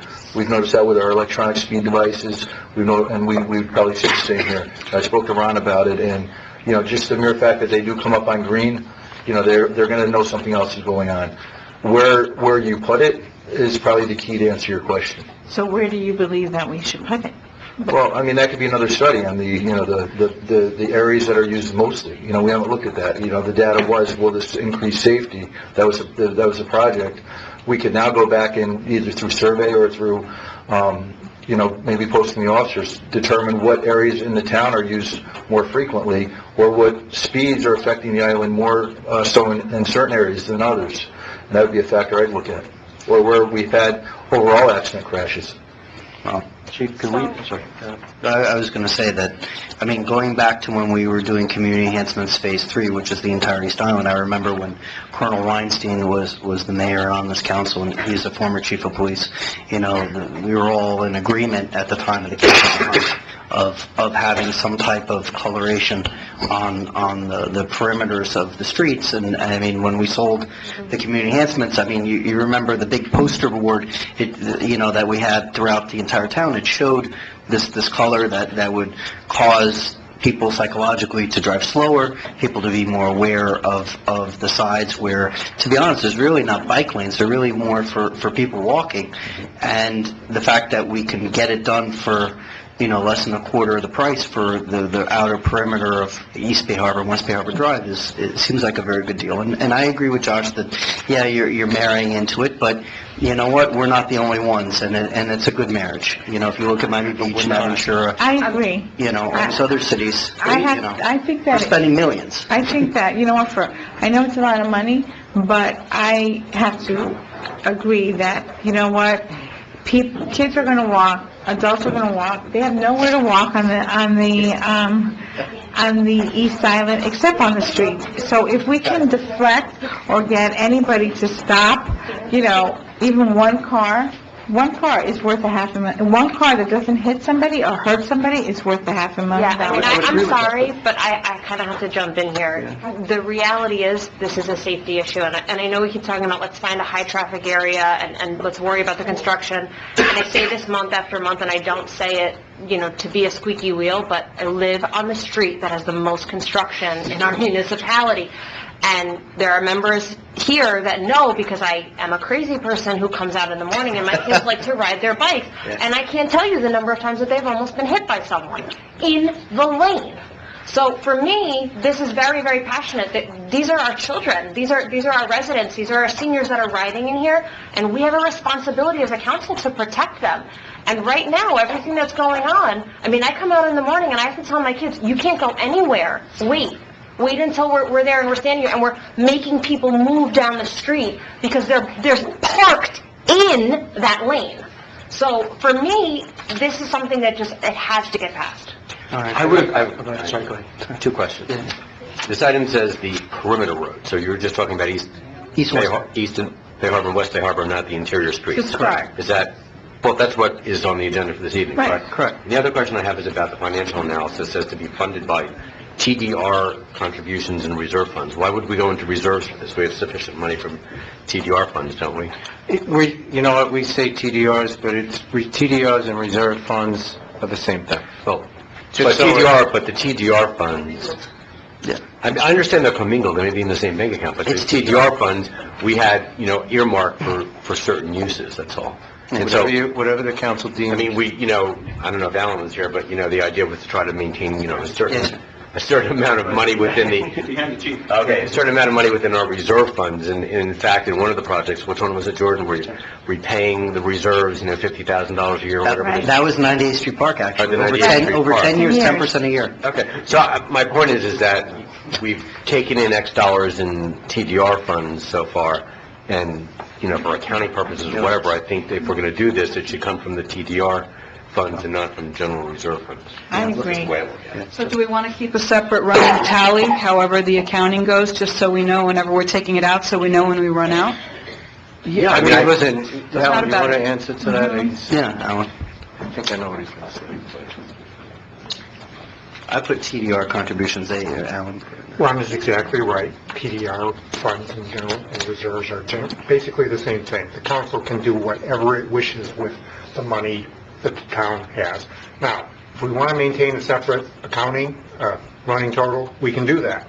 Well, I'd like to do that because if we take in $5 million from TDR funds, by the time we're done with selling all these TDR units, public and private, I'd like to know how much we've taken in and what we've spent it on. So, Yeah, I agree with that, yeah. Great idea. So let's make sure this comes from, if we decide to do this, TDR. that it comes directly from TDRs, so that we can, I'm in huge favor of this. Let me ask a few questions if I could, though. Yeah. First of all, so we're talking, Bob brought up something that's very key here, is we're talking about doing it for the perimeter, but we're talking safety, and again, if it was something where I believe there was something for safety, I'm going to go for it, but I'm not sure why we're looking at the perimeter. If we're going to talk safety and for the kids going to school, then our first part, if that was actually the true, genuine intent, we should be done near the school. That's where it should go, not on the perimeter. So I don't really think that's really truthful. Now, I also would like, because I think the budget impact here, if we're talking about doing the entire thing, should be honest and tell us and everybody else who's out there, because there's nothing on the budget impact that was a notice to everybody in the town that actually says, this is the first step of a project we are marrying that will be in the entire town, and when we're done, it will cost X number of millions of dollars. Because you're talking about the first stage is $500,000 plus upkeep. Then the next road is going to be a few $100,000 plus a few $100,000. So let's be honest with everybody. Let's tell the citizens, look, good, bad, whatever it is, whether you like it or you don't like it, this is the amount of money that we're talking about spending, and then spending X number of dollars on an annual basis to maintain, and indefinitely you will have to spend that money. You're not being honest when we don't, well, not just saying you, but I'm saying, in general, when we don't have that number out in front of everybody. And by putting it on just the perimeter, if you're going to do it that way, then it's disingenuous to say that that's what the safety is. Put it near the school if you're going to do it that way. I think the perimeter roads we're looking at the perimeter roads because the perimeter roads tend to be speedways, basically. Yeah. I mean, and I'm not, criticizing the work that you do, Chief, and that our department does, but we frequently see, on both the East and the West Island, even though there are stop signs, first of all, nobody stops at the stop signs, and they just roll right through them, but you just see people racing down those streets. So that's why I would have an understanding that we're talking about the perimeter roads. I'm not saying eventually you shouldn't do interior roads, but, in terms of kids walking to your first point, Josh? They walk to the perimeter. Right. They all walk to the Give them a perimeter. safe pathway Right, around the island. and then you're just saying, okay, guess what, you were safe halfway to school, but guess what? Now you're out in the open right in your school. Doesn't If make I sense. could make it to your first point, we are going to have to, definitely this will be a budgetary item going forward. As far as like the perimeter road, there are going to be places, probably it wouldn't be in the best interest to do it because of the construction. I think if we asked, we could probably take those spots out, and there's probably, if you string enough of them together, there'd be enough just to do the area around the school, particularly on 93rd Street. That street where kids walk, and maybe a little bit around, or maybe just do the entire school property around it, if there's enough interest to do it. But Ron, if we were doing, anytime we would do a multi-million-dollar project, and that's what this is, okay? The fact that it's $500,000 now versus $2.5 million, several years ago, isn't necessarily true because that was a larger project. Here, we're talking about a section. So anytime we would do a major project for this town, we would disclose it to the town and let people come up and decide, let the citizens decide, look, we want it, we don't want it, but here's the cost, and do your own analysis. That's not on what was noticed. Budget, it says it right here, budget impact, blank. That's not ours. I can't support a major project, good, bad, whatever it is, without disclosing what the true cost is and the ongoing cost of the town. And I think none of us should be able to go out and sell to the towns. Guess what? We spent millions of your money without letting you know in advance what we were doing it for. If the members of this town want it, fine. But let's let them know what the cost is. And the other thing I wanted to ask, as long as the chief's standing there, and I appreciate it, Chief, your analysis in your letter, and I read your letter to the town, and it says, well, 30, 60 days as far as analysis. Has there been a single city, have you been able to find anything small town, anything that is somewhat comparable to us that shows that it's actually an increase in safety? Bless you. No, that's why we're focused more on Miami Beach, because, we are a smaller demographic of where they would have it in Miami Beach. The other areas were I believe it's the Rickenbacker Causeway. It didn't really represent what we were looking at here. And then we had Boca Raton, we had Naples, and one other city. So that was, I felt like Miami Beach was the closest comparison to a smaller version of what we were looking at here.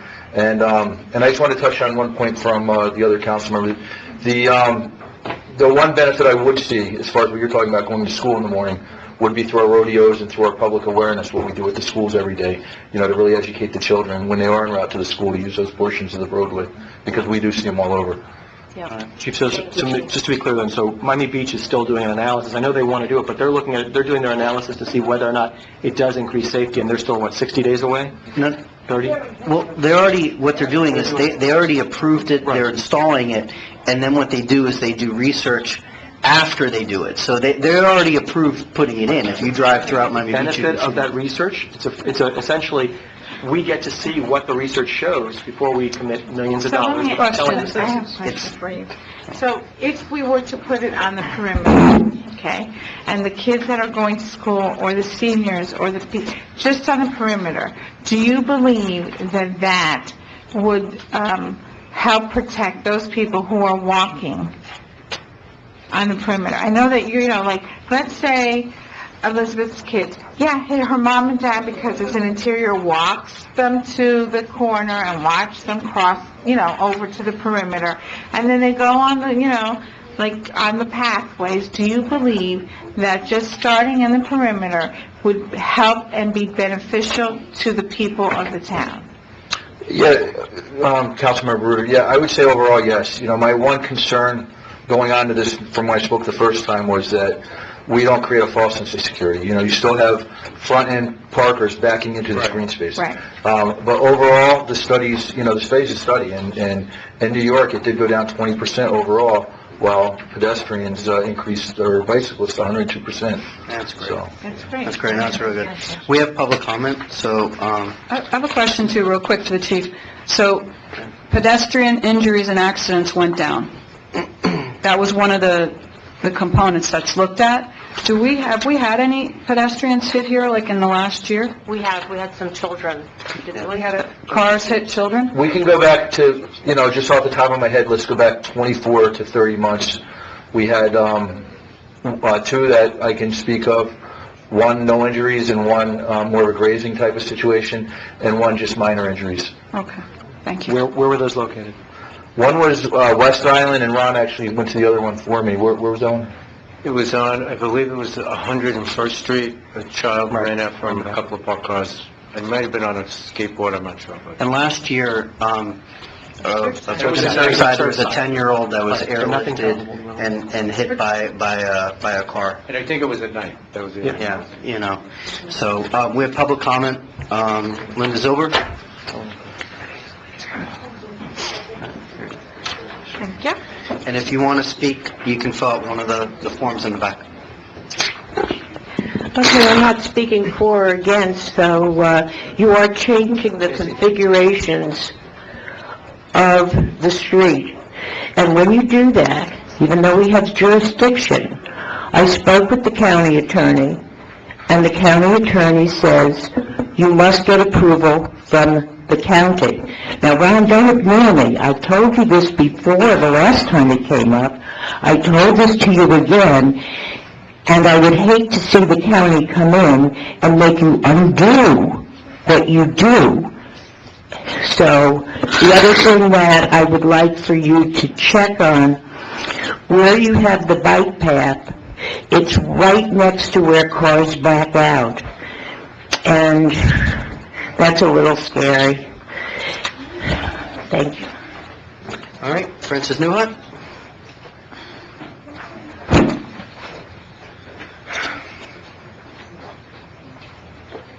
Francis Newhart, 9920 West Broadview Drive. Although I have properties on 95th Street where these children are getting out of school. When we had the enhancement program for the East Island, we discussed the roads. They're illegal.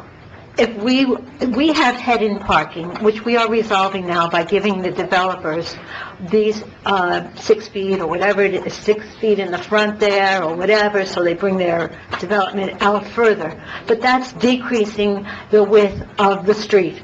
How is that resolving the problem of these bicycle paths? We're decreasing the size of our roads, and we do have laws.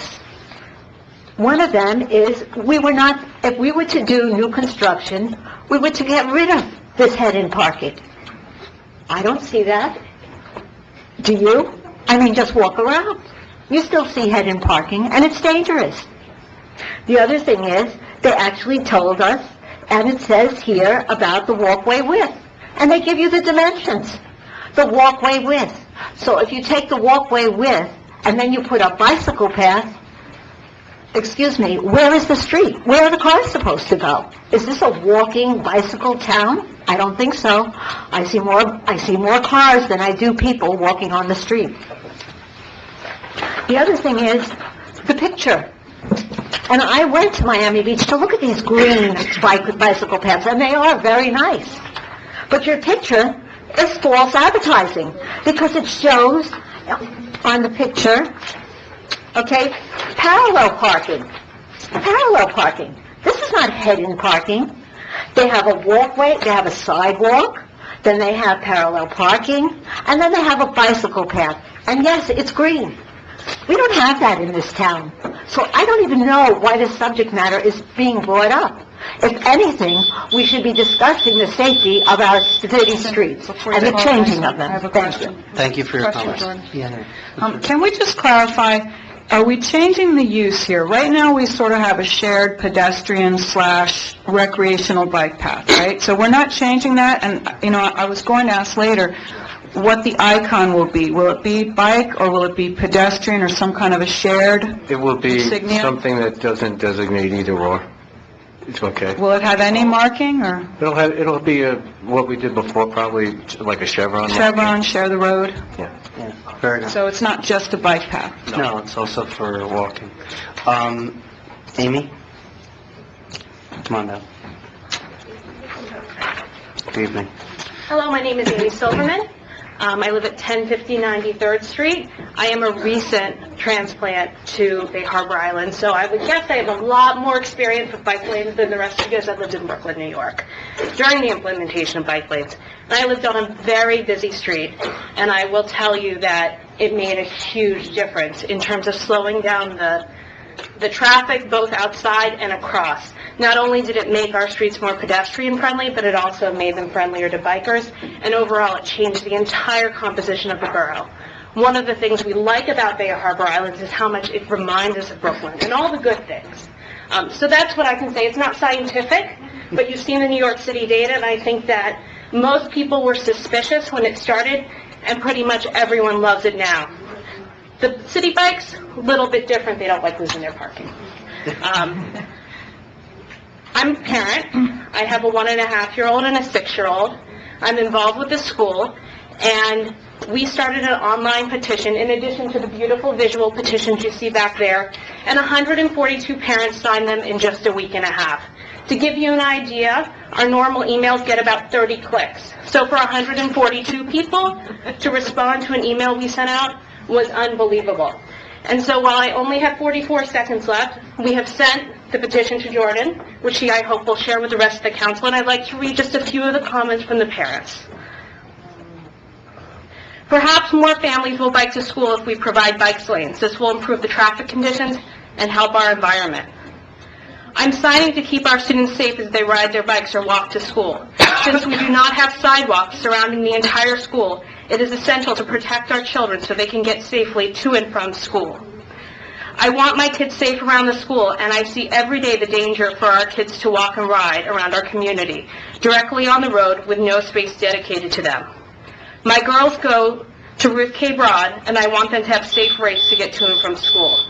The one thing I will tell you, as a parent who has been in a place where bike lanes were growing and evolving, is that if you do not connect the lanes, if you leave sections left out, if you do not make it continuous, it will not work and it will not help. But that does not mean that every street needs a bike lane.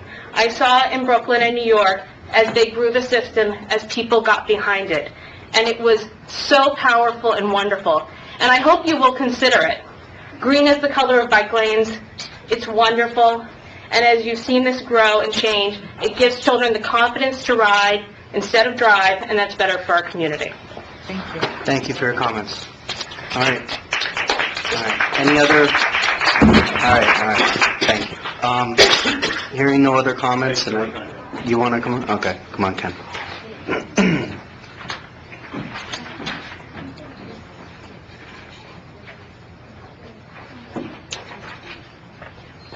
Ken Eskin, 1310 99th Street.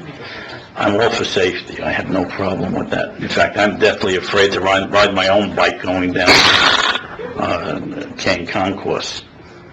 However, you're proposing to spend $523,000. Most people, you know what you're doing because you got all the paperwork in front of you. I'd like you to tell people exactly what you're spending the $523,000 on, because I, for one, don't understand it. And you seem to shrug off $500,000. To me, that's a lot of money. Especially, I agree 100% what Josh has to say. If it's $2 million or $2.5 million to do this, I think the voters should have a say in this when you get to that kind of money. And temporarily, why can we not do the bicycle lanes the same way that North Miami has it? I don't know what they call it. They have the picture on the bike on the street. And the lane, there they can use the whole, lane going through the center of North Miami. Why can't we do that here?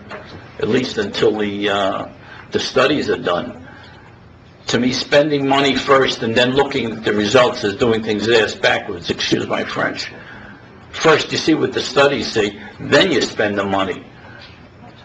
I can't believe they're doing it there, but that doesn't make it right.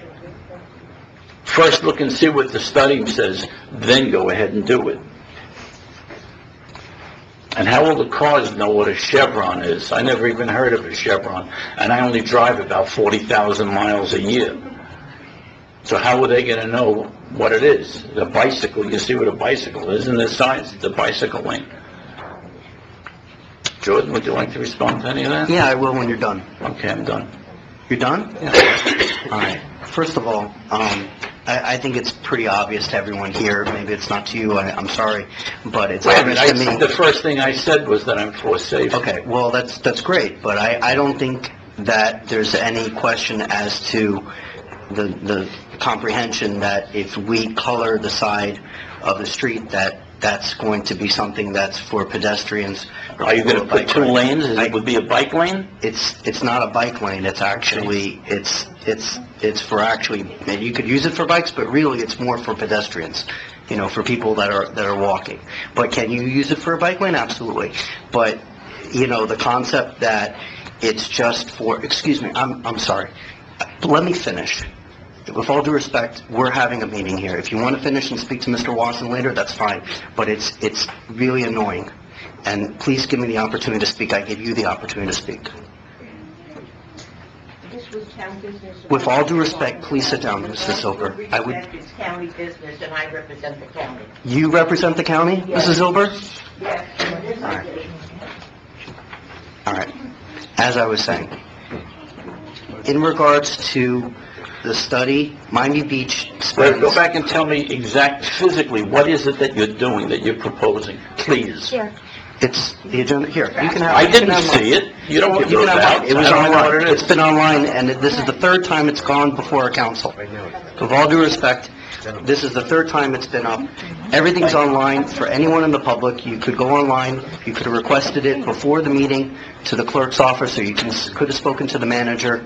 I mean, we have one of the most liberal policies in the county in regards to providing documents.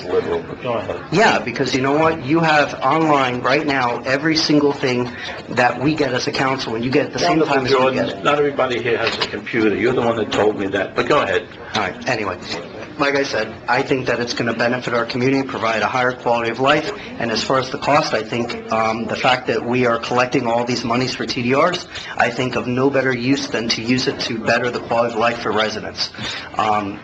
Providing this as far as, and again, I respect Josh as far as his comments, but I think that, when you look at how we redo our infrastructure, we have a 7-year plan for redoing our streets. So the concept that Mr. Lawson brought in when he was hired is that we should be redoing our streets every 7 years. So the idea that we can't phase this in as far as redoing the green every 5 years, I don't think that's a problem. In fact, actually, I wouldn't be surprised if it actually lasts longer than 5 years. That's only the warranty.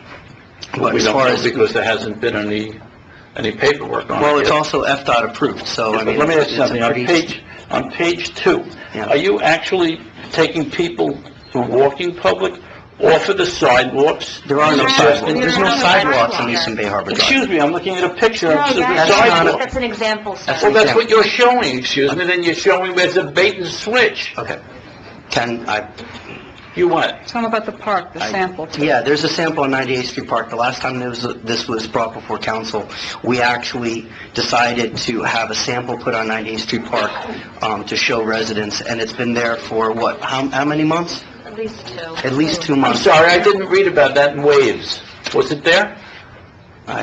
It was at the...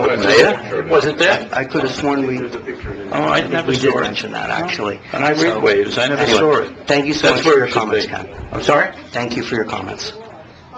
That's where it should be. Thank you. People can see it. All right. Thank you, Mr. Thank you. All right. Any other discussion? All right. This is... Did we have a motion? I make a motion. I second it. We have a motion, a second. It requires a poll vote, so... Some more discussion. I'm not sure what... We've had a lot of discussion this evening about doing it around the school, about doing it in the entire perimeter roads, about breaks, in the road in front of construction areas. I mean, what exactly are we looking to approve this evening? Vice Mayor? Yeah. So I make a motion that we start with perimeter roads, and where there is construction, that we don't do it. Where there is active construction, that we don't do it until the construction is I done think on we could those. make that decision on a case-to-case basis on those construction sites, what'll get done and, where to leave off, Ron, let me based on How how about bad the it is. school or the park? Yeah, the school, if you're going to do it, then do it at the school. But Ron, let me ask you one quick question. I mean, I know we're on our normal plan and for scheduling for repaving and everything else. What is the next expected date of repaving the perimeter road? On the East Island, the first phase of repaving would be on the West Island, actually. I said, but how many more years till we... Every I 5, guess you about said, three, right? 3 or 4 years. So 3 years, for 3 years. Yeah, because the paving, we're already a couple of years old on this. Right, so we have to reapply, we have to do it again 3 years from now, because we're going to be repaving right over this. Well, we're not doing the entire island at the same time. No, I understand, but what I'm asking is, we're putting this down, and one of the things mentioned again is, that we're going to be paving again, as we do every 7 years or so, and if we're going to essentially wipe it out and have to spend it again, you're saying, so just so everybody understands, we're doing this for a 3-year period and spending the money again, is that correct? No, The easiest answer would be, yes, we'll be doing again. The difference is, we'll be applying it. At what cost? At whatever the cost of the materials are. Which we don't know, which we're we voting have for to- again without disclosing to anybody what the amount is, correct? At that 3 years or 5 years. Yeah, see, my problem with this again is, it's not a matter of safety. I mean, we're all for safety. Every single person here will do everything we can to make sure people are safe. I just like full disclosure, and I have a problem with the fact that we're not putting out what the cost is and letting people understand. We are supposed to have, just so everybody understands, every citizen understands, the agenda items that are available online and that we all get are required to have what the budget impact is for that motion. It's supposed to say, so the citizens understand what the cost is. If you look at what we're provided for this, it's blank. It's blank. And I think the problem I have here more than anything else is we've got a series of costs that are about to be incurred by the town. Isn't the at a budget blank check. impact TDR money? No, budget impact is the amount. We have a certain amount of, the TDR money is where it's coming from. I understand, but we we have to have tell it. people, if we're going to spend X dollars, this has to be disclosed. You can't just hide it. And I have a real problem with the fact that we're talking about a major cost that you are hiding from the citizens. That's my problem. I'm not hiding. Wait a second, wait. That's not okay. We're talking about, we know, according to this, it's $523,770 to put it down, and as with, the community enhancements, the roadway, we have continuing costs every X number of years when we mill and resurface, or we resurface different areas, so clearly there will be costs. I'm not sure what number you're talking about in what you're saying. My answer is this is a large enough project that there is a maintenance cost.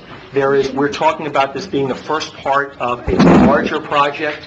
I think for something of this magnitude, and also we're talking about potentially having to redo it or reapply it 3 years from now. So my point is this, we're all for safety. We all want this, if it works out, if it's actually shown to show safety, and if we're going to do it near the school, would make more sense to me. But if the chief thinks otherwise, so be it, I'll trust the chief. But the fact remains that this is a large enough budget item that it should be disclosed to the public. This is not nickels and dimes. You're talking about a large amount of money to build it, maintain it, continuously maintain it on a budget which you're talking about forever, because you can't do anything else. So that's fine. If it's something that's good for the town, absolutely do it.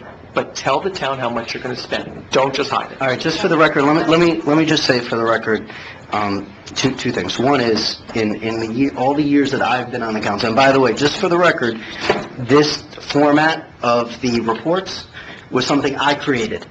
If you go back... That was a good idea. I know, because I actually brought it from my professional experience as being an assistant city manager, and it's something that I used when I worked professionally in the field, but I can tell you that since I've been on this council and we've had this report, I've never seen, and correct me if I'm wrong, Ron, I've never seen reoccurring costs explained on any agenda item. As far as, infrastructure, you want to take anything off the top. I can't remember, I don't recall a single item ever discussing reoccurring costs. And I'm not diminishing your argument, I just want to make it clear that I don't think that it should be perceived as if we were hiding something, because if in the 5-6 years we've been doing this, or 7 years we've been doing this, we've never put reoccurring costs. I don't want to give the impression that for people that just show up for 1 month, for this meeting, that this is how it's like normally, and then, my item comes up and we just don't mention it, because couldn't be further from the truth. Am I right that we've never put reoccurring costs? I can't remember off the top of my head. I can't think of it. JC, can you think of one? No, okay. I just want to make it clear, because I don't want to give the perception that there's a, my way is different than everybody else. This is a significant... You can call the question. Right. Can we get a motion? I feel like we've talked... Yeah. But actually, I want to say one more thing on there, because, Jordan, let me ask you this then. Is it your intent to come back and then tell the town, and it might be a fine project, but is it your intent to tell the town that we're going to come back and now do the internal parts, the internal roads? I hadn't thought about it, because, to be honest, it took me 3 times to get... Well, but you've got the support, you've obviously got the support for it for this time. My question to you is pretty straightforward. You want to do the perimeter road first. Well, I think if we're going to do it for safety reasons, do it near the school. But if we're going to do the perimeter road first, Now, is it your intention to come back and do it for all the internal roads? Not immediately, no. No, but at some point, you think you will be doing it, correct? I don't know. I mean, to be honest, it's not something I don't want to commit to something either or, because, let's see how it goes. But I think that the bang for the buck, when you compare $2.4 million of what we promised the residents we were going to do, this is an acceptable substitute. Because I have to tell you, when I lived on the East Island, and I was very much in favor of Community Enhancements Phase 3, and we voted for it and we supported it, and then we found out the cost of what it was going to cost to do this, and it just was so much money. We all said we'd love to do it, but we can't. It's just we couldn't afford it. I understand. I can live with $500,000 for the outer perimeter, and I can sleep well at night knowing that I kept my end of the bargain and my word to the residents that we were going to improve the quality of life on the East Island. Well, my question earlier tonight was, what is the maintenance cost? And the response we got was, we don't know. So that's a problem. I'd like to disclose what the maintenance cost is. And just to go into something blind is wrong. Look, it may be a great project. It may be something that's helpful. It may be something that helps security and safety, and it may be a wonderful project. But disclose what the cost is. Let people know. And that's the problem. And if you come back with an answer that says, I don't know what the maintenance cost is, Well, for the first that's not 5 acceptable. years, it's under It's under warranty warranty. for 5 years. No, but it's One under second. warranty, but there's still other service that we have to provide to it. We will have to replace areas that get damaged. Let's say they do a cut in the road for a utility hookup or sewer repair. We will have to repair that, and it will be done in-house. It would be like anything new. The first year, the cost would be lower, and as it goes out, it will increase. With the idea that, if I'm planning for it, I'm planning on redoing it probably in 5 years. So that's what I would be building to. Now, if it goes better and it lasts longer because of the use, maybe, you have to see as you go along. But that's how I would expect it to go. Yeah, I would just like disclosure of the cost. That's my problem with it. You indicated that, after this initial application by Atlantic Paving, that in the future, town personnel would do this? I mean, is there special training? Can anybody just with a roller and a... No. I'm just curious, because you say town personnel will do it. What we saw when it was applied in front of the park, it was done by hand, and it was done with the roller, over several applications, where they were adding things to it as they put down each layer. When they do it on a large scale, they do it differently to maximize how fast they can do it. Because that's another thing. He said one of the harder things is actually the traffic control and keep the people off it for a time till it dries out. But that was the main issue. I mean, we wouldn't be going around the entire town with a roller. If it came to the point where we had to do the entire town, we'd probably have somebody come in and do it that way. But just to maintain areas, it can be done with a roller and taping it off. No. And if you're skipping areas or, where there are active construction sites, would you then anticipate when that construction site a particular construction site has been completed, that Atlantic Paving would be brought back to put the initial application on that area? You know what? After we're trained, we probably could do it ourselves, but I would ask them if there's any issue. They probably would come in and do it because it's part of a pricing. Or if, let's say, we took out 1,000 feet, that would be reflected in a reduction in price. I would think. Just out of curiosity, to the Vice Mayor, would you be willing to change it to what the manager said, that they could defer, that where the staff could have, speak to the individual projects, so we would do the whole project, but theoretically, if they decided one part that they didn't want to do, then they could delay it, but if there was a project where the developer would be able to take the liability and say, okay, you can do it, and if anything gets damaged, it's our cost.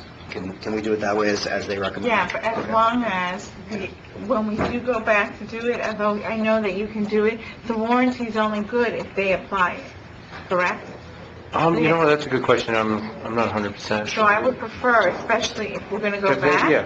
let's just pay for it so that we're all under Yeah, it's under the complete warranty. Yeah, I agree. And then if we had to after the warranty, I also want you to look, if we fix something, is it still covered under warranty? Yeah. So, but yes, I will amend it. And I had another question, because Ms. Silverman, I believe it was, said that would express a concern that when you have gaps in this bike path. I mean, there was a lot of construction in Brooklyn. Can you come You just come back up, Yeah. since I asked you the question. Some places, All right. and some not, where there was construction, and, you know, the last 10 years have been an incredible time in Brooklyn. There were two ways they were handled. Sometimes, if it was a long period, there was no box line, and then you had the in-street lanes, similar to probably what you see in North Miami Beach. Fine for very dangerous adults, not so good for kids. And in other cases where the road was wider, they would actually move it out, as well as a protected sidewalk. So it was a case-by-case basis. Saw many bike lanes torn apart, put back together. You wouldn't know the difference. It looked fine. But like I said, transformative. Absolutely transformative, and very, very positive for the way the streets were used and the pedestrians were used. Thank you for that So, clarification. but yeah, I mean, they look good. She was asked by a council member. Anyway, Can I just, one thing that I'd like to amend, if possible, the picture on the floor, I'd rather have a bicycle or a person walking, because I don't think everybody really understands what that symbol. I think it should be both, like a mix, you know, little bicycle. That's what's person there. walking. It's a chevron. It's a bike, and a chevron means share. oh, okay. All right, whatever, sure. Okay. All right, so we have a motion and a second, and we need a poll vote. There were so many... What is the simple version? What is the essence of it, please? Let me just interject that the agenda item says a copy of the proposal and supporting documents are attached. So you would start with a motion to approve the proposal and as encompassed and attached.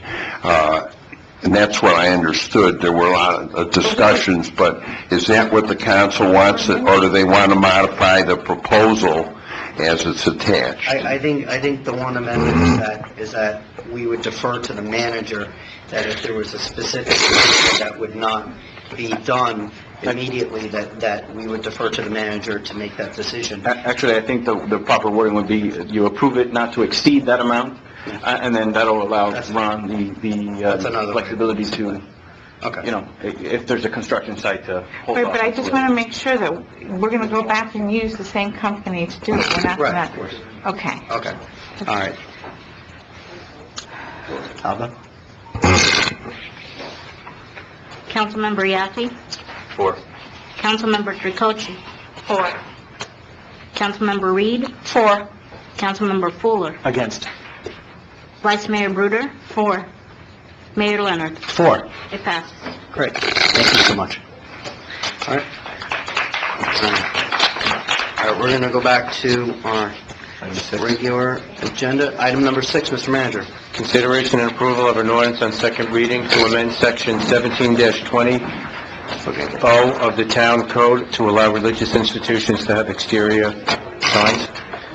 An ordinance of the Town Council of the Town of Bay Harbor Island, Florida, amending section 1720 of the Town's Adopted Code of Ordinances to allow religious institutions to have exterior signs, providing for severability, providing for codification, and providing for an effective date. Can I have a motion, a second? I'll move it. I'll make a second. All right, motion, a Mayor, second. let me interject at this point. I want to put on the record that with regard to items 6 and 7, which relate to religious institutions, we've said this before at prior meetings, but I'm saying it again, these two ordinances did not emanate and originate from the council. They are, the source of these ordinances is the town attorney's office, as supported by special counsel Stan Price. There have been memos and the opinion of the town attorney for the audience and for people who comment on these two ordinances is that they are required. The laws that we had on our books are unenforceable, they're not legal, and would not stand up in a court of law with regard to religious institutions. This is because of statutes, including RLUIPA, and court decisions at all levels in the federal court system. So these two ordinances are required to be passed, in my opinion, and in Stan Price's opinion, because of applicable law. All right, we have public comment. I believe Mr. Cohn's gone, and he's not here, but I promised that he would be first. Next, we have Paul Rufield. There we go. He's gone, right? Did he come? Yeah. Oh, yeah, I'm sorry. You better not show. No, I didn't. Paul Rufield, 1231 95th Street. What I would like to suggest is that I don't know if every one of you have read the RLUIPA law that has kept being brought up. I did. I took the time to read the whole law and the cases emanating from that law, and it is my opinion, strictly my opinion, that the RLUIPA law almost specifically says, no, you cannot stop a religious institution from coming into a town or a city. But it also says that they have to abide by the ordinances and the laws of that town or city. You have ordinances on the books that do not allow what is being asked for. You even have organizations that are on second floor and above that have been abiding by those laws and regulations. And to change it for one party only, and one applicant only, and let the others all sit and suffer, I believe is a miscarriage of the law. Thank you. Mr. Rufield, I have a question for you, just for the record. Are you an attorney?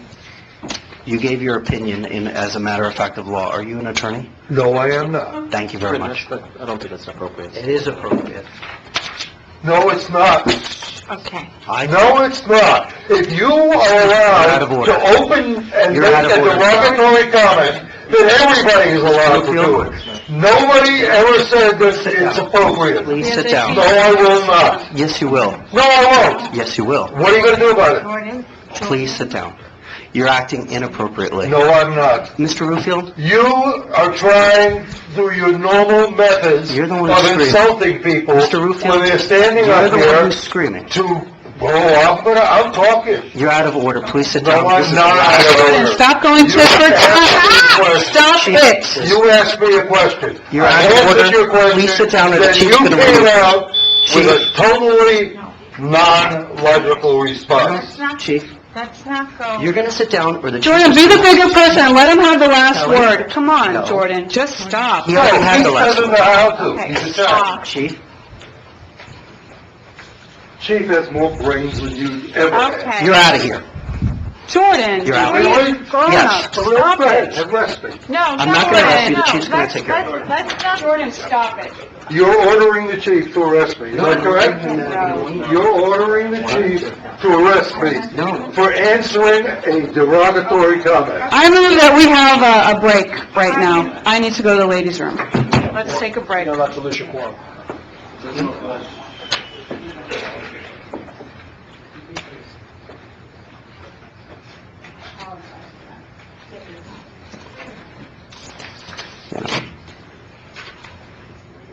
No, he's rude. And it's disrespectful. We're not gonna act like that. We should get rid of it. I'm not gonna say.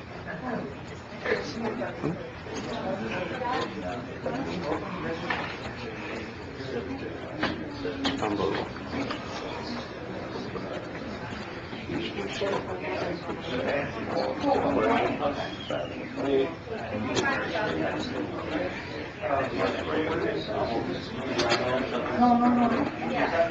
Albert, come on, what are you doing over I'm about to text Marley, okay? So tell her it's all your fault. All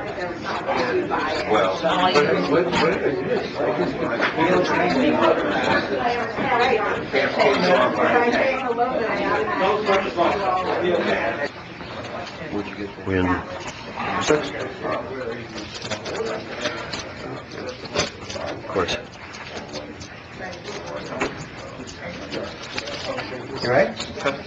All right, we're gonna come back. Francis Newhart.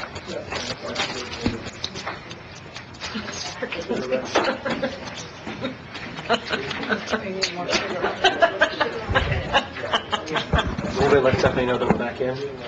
I don't know where Stephanie is. Francis Newhart, 1060 King Concourse.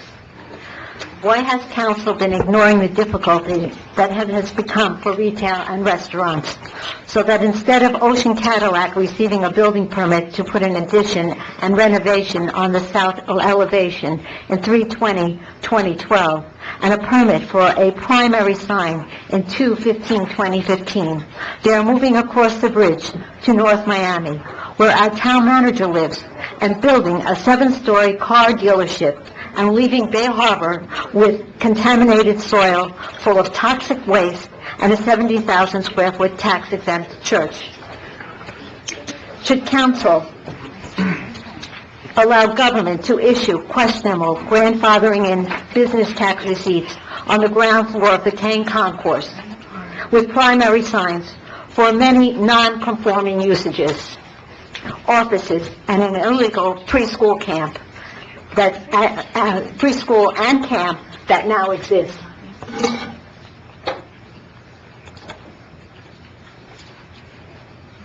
Although our town attorney back in 4/16/2006 stated this town is liable for a lawsuit under RILUPA, which you've said again tonight.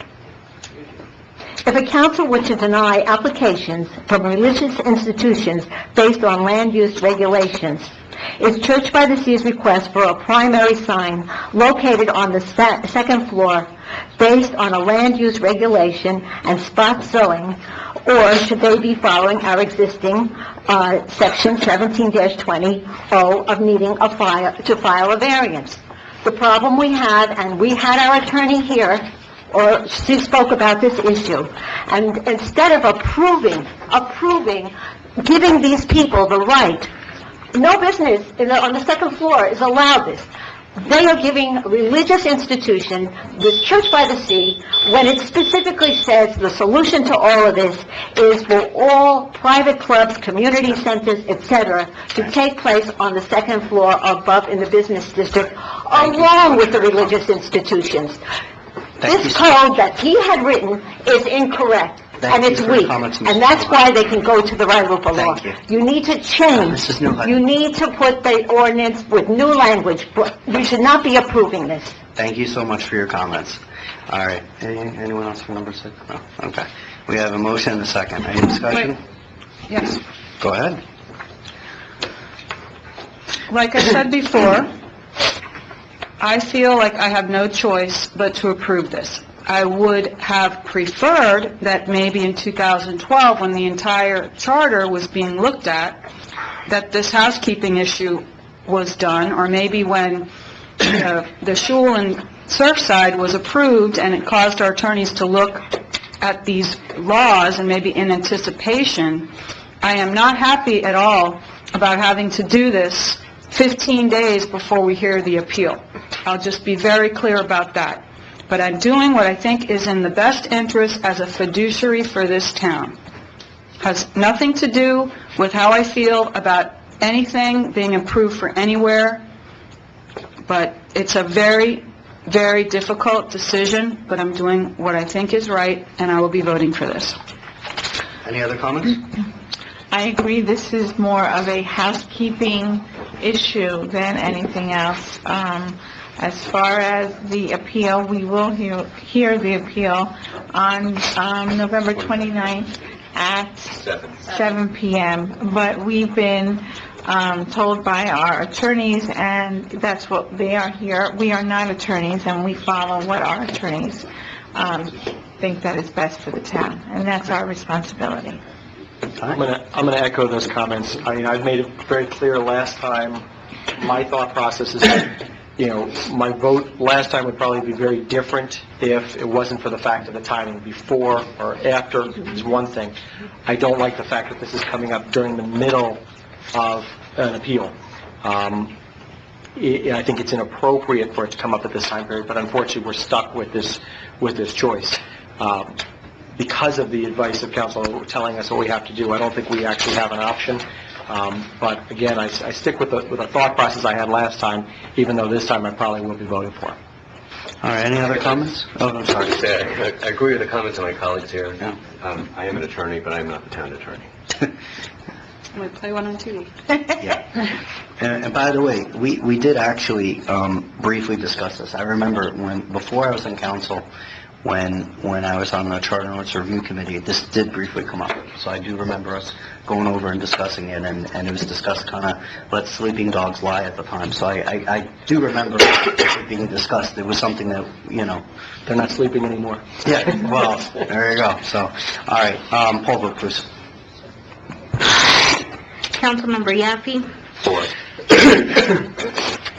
Councilmember Tritochi? 4. Councilmember Reed? 4. Councilmember Fuller? 4. Vice Mayor Bruder? 4. Mayor Leonard? 4. It passed. Item 7, consideration and approval of an ordinance on second reading amending section 23-5, 8.1 of the town code to eliminate the requirement that religious institutions have a public hearing in connection with their approved use.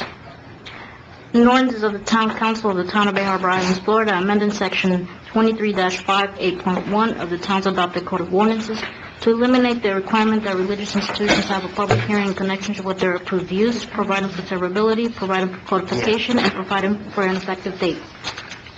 All right, is there a motion and a second? I'll move it. Second. We have a motion and a second. Any public comments? For number 7? Oh, yeah, Francis Newell. Mrs. Newell, come on up.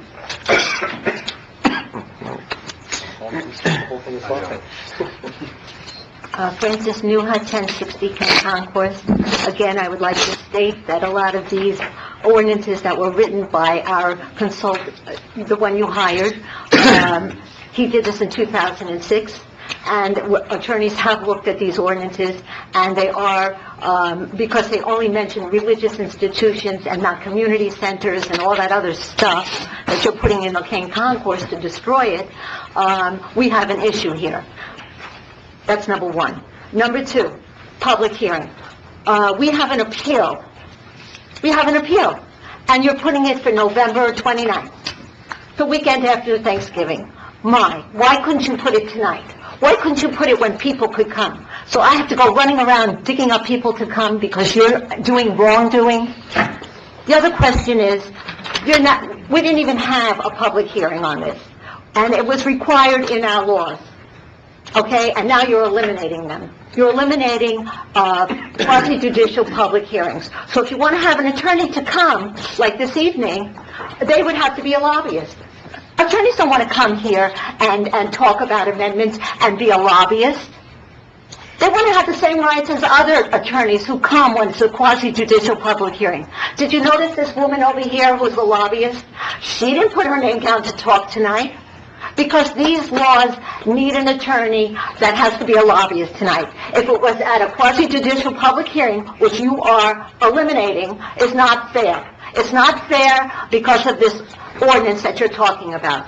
And also, we have a BDS movement going on here. Forget about the appeal. There is a law that you had passed that it is against boycotting. You have never discussed this matter at all.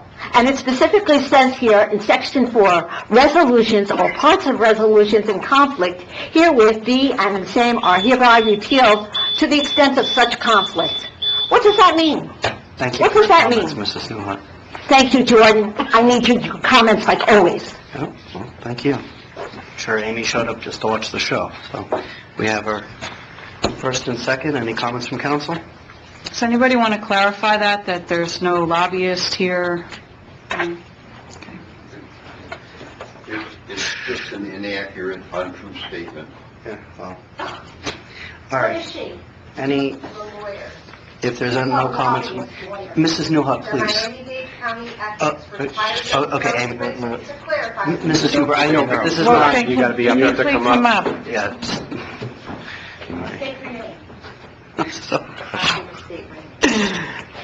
Good evening, Mrs. Huber. Good evening, everyone. It's been very eventful. It's a good thing the children have gone home because this is not, with the law firm of Shubin and Bass, 46 Southwest 1st Street, Miami, Florida. I am required, obligated by law, to register as a lobbyist under the Miami-Dade County Ethics Department. I do not consider myself a lobbyist. I am a lawyer. However, other people wrote regulations which require me to register as a lobbyist. I have not lobbied any of you, nor have I spoken to any of you on either of these two ordinances, just so the record is very clear.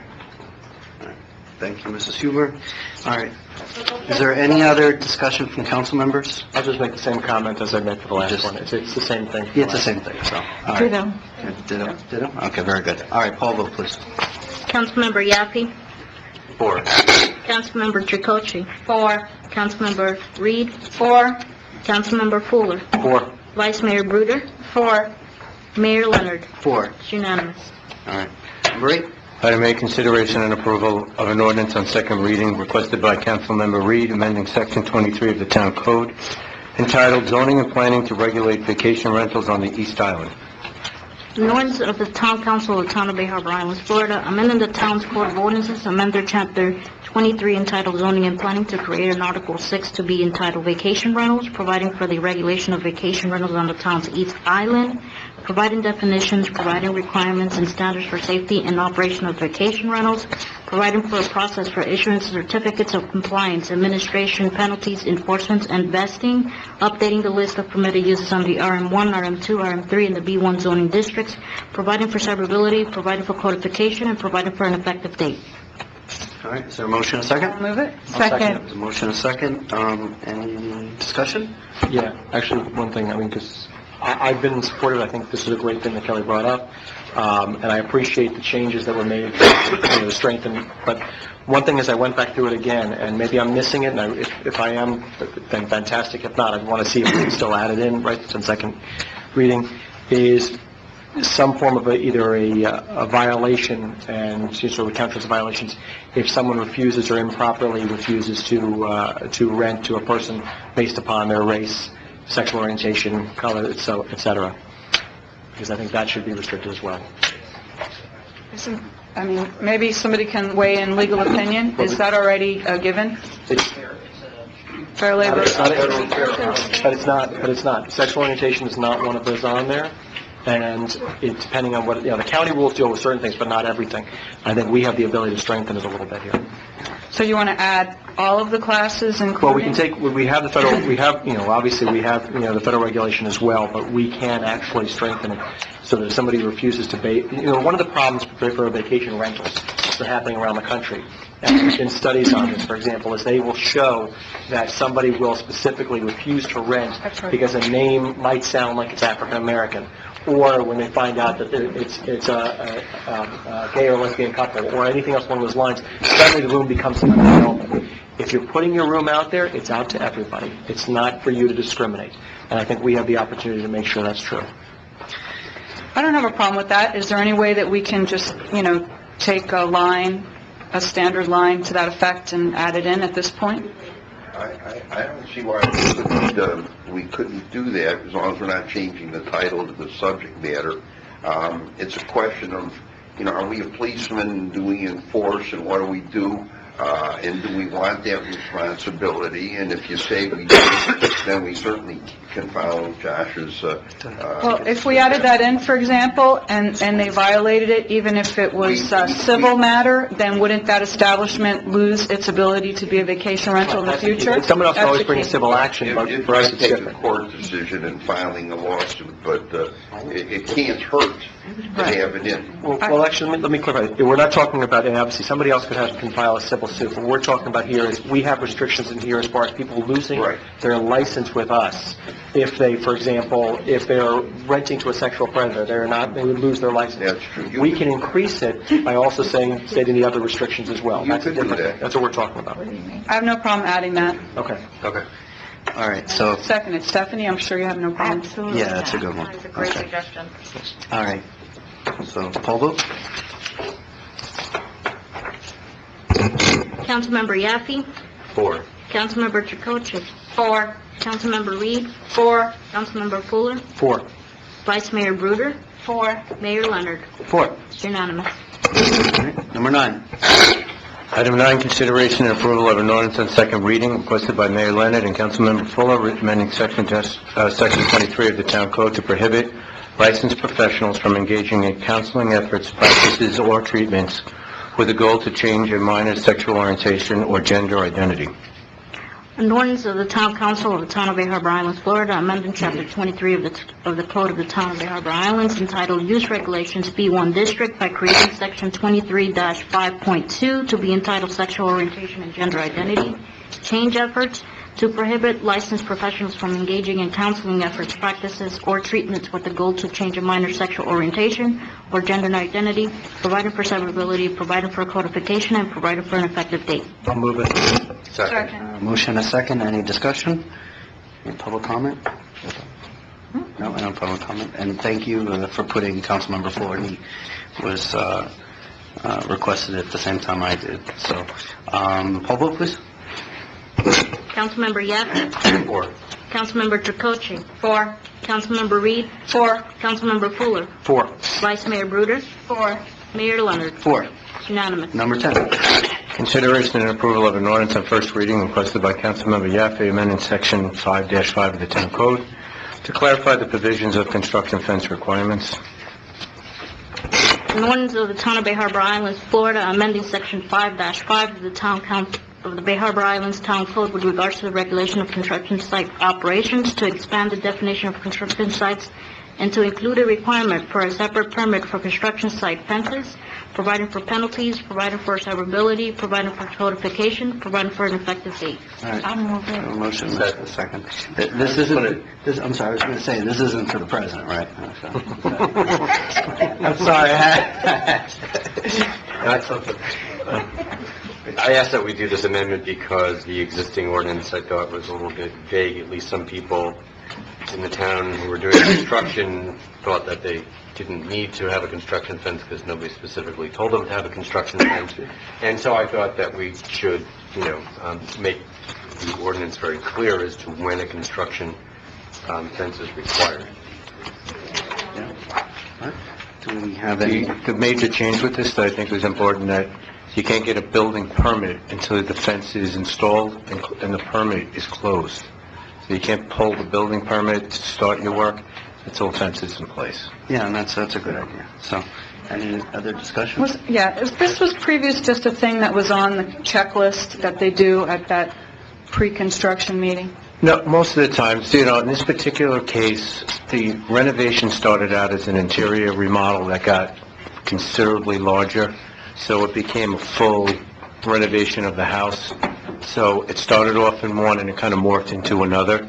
So if you were just doing like an interior remodel where the outside of your house wasn't open to the inside, where the windows were gone and the front door is gone, that wasn't originally the case. So this kind of slipped by the cracks because it changed. We require construction fences. We've never required to close out the permit before you close out a fence permit before you get your building permit. But to make sure that there's no issue with that was addressed. And also another question came up, well, what if I'm doing my driveway, or what if I'm doing an interior model? Do I have to, put a construction fence around my house? Obviously, the answer is no, but to make sure there's no, equivocation about it, it's spelled out a little more directly. Any work on pools, certain things like that, yes, we will require a fence if there's no fencing around it already. And, we've been operating pretty successfully, I'm not going to say we're perfect. Every once in a while, this happens. The person did construct the fence, put it up, and, life goes on, so. Yeah. This was just really a clarification. No, but this would solve that, that's good. Yeah. So, all right, actually, well, poll vote. All right, so poll vote. Councilmember Yasi? 4. Councilmember Tracocci? 4. Councilmember Reed? 4. Councilmember Fuller? 4. Vice Mayor Bruder? 4. Mayor Leonard? 4. It's unanimous. Number 11. Consideration and approval of an ordinance on first reading. Ron? I just want to get on the record one thing for the council to think about for the January meeting when Councilmember Reed asked that we bring up properly the subject of whether you could, in good and welfare, assign some of your time to someone else. And I gave the opinion that you could not. Mayor Zilber said that she liked to quote Robert's rules, and the county, neither of which are authority for us, but I do want to put on the record that Robert's rules specifically says you cannot save time or transfer it to someone else.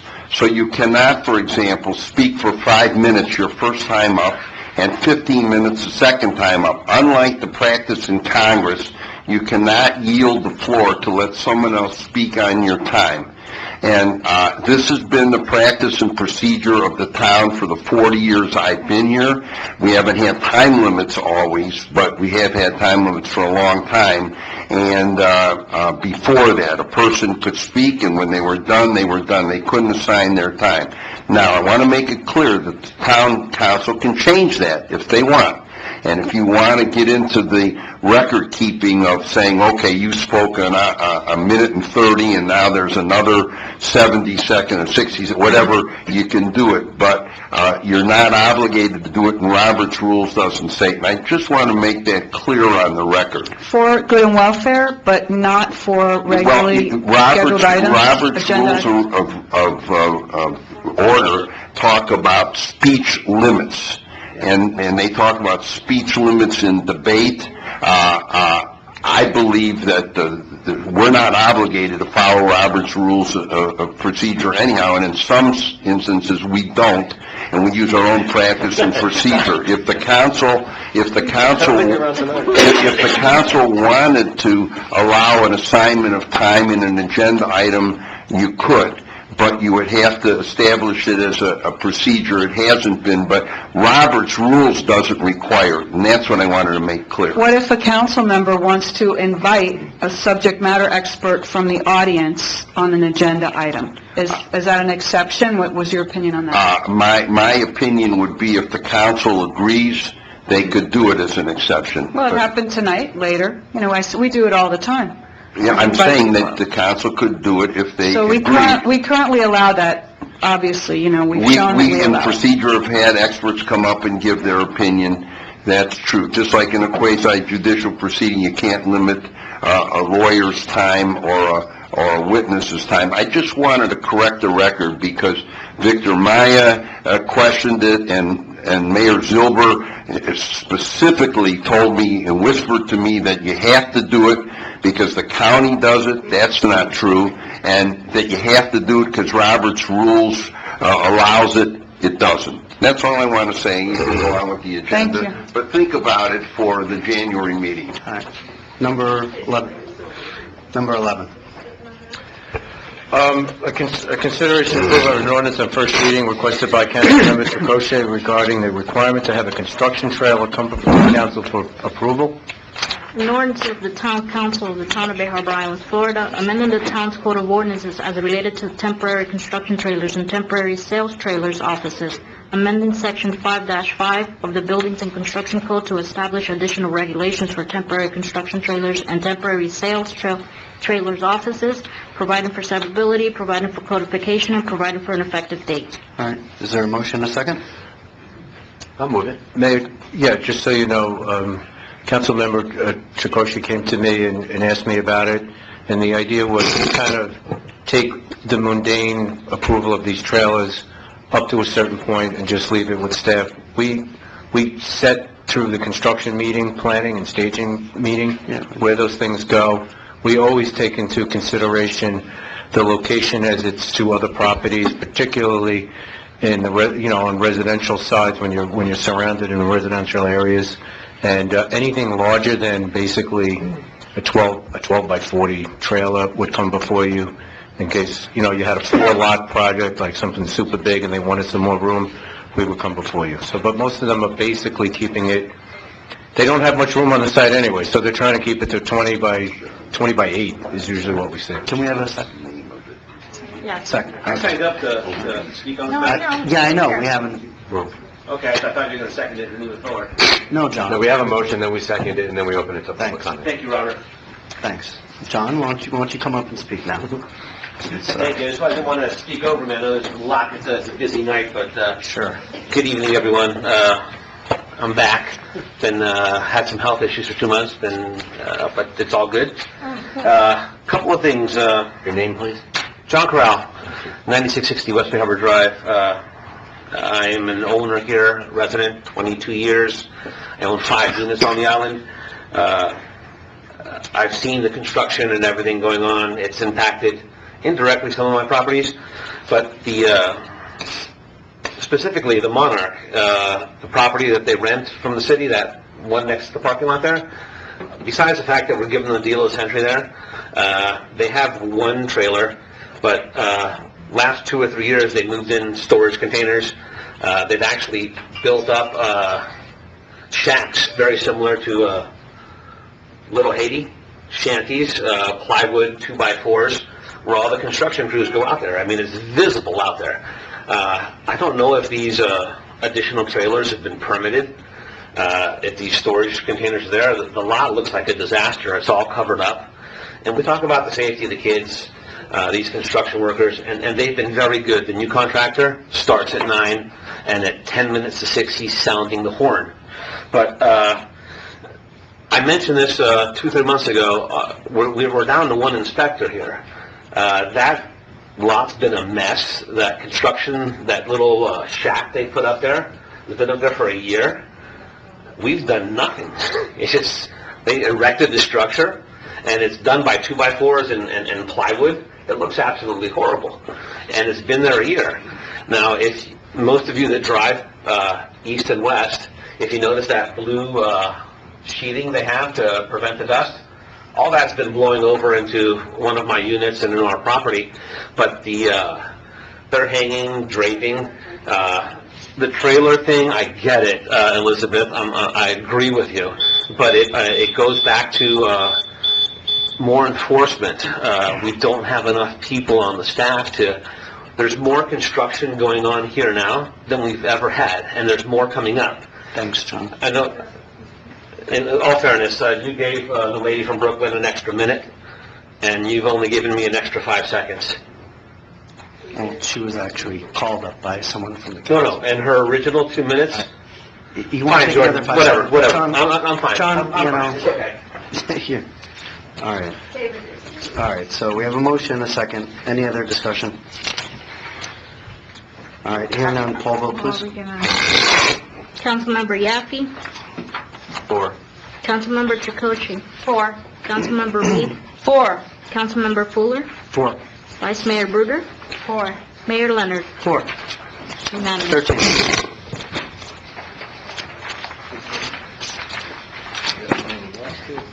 Item 13, approval of change order number 25 for Evan J. Construction, Pinellas County, in the amount of $927,778.35 to address repairs for spall and deteriorated concrete on the Intercoastal, the Bay Harbor M Waterway Bridge, and the Indian Creek Waterway Bridge. This is money that we spent for replacing concrete that was chipped away and needed to be put in. As it says here, this is not just for one bridge, it's for all three bridges. Instead of coming back and forth to the council at every meeting with a running total of concrete, it was ongoing. I wanted to kind of get all of it in one shot. We did a lot of work. As you know, when we saw the beams that actually held up the bridge and how bad they were, that just, was indicative of what we started to find. It also affected the piers, or the bases where the columns go into. We budgeted for replacement of the columns and the concrete around that, but the actual piers themselves, which sometimes you can see them, sometimes they're underwater, sometimes they're above water, depending on the tide.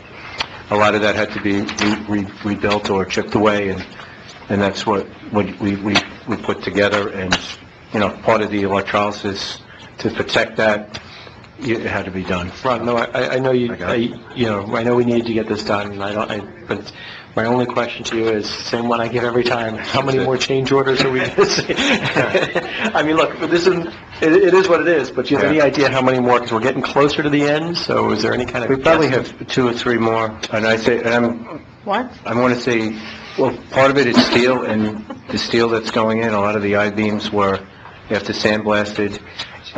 When they call it section loss, when a beam is deteriorating from electrolysis, you don't see it.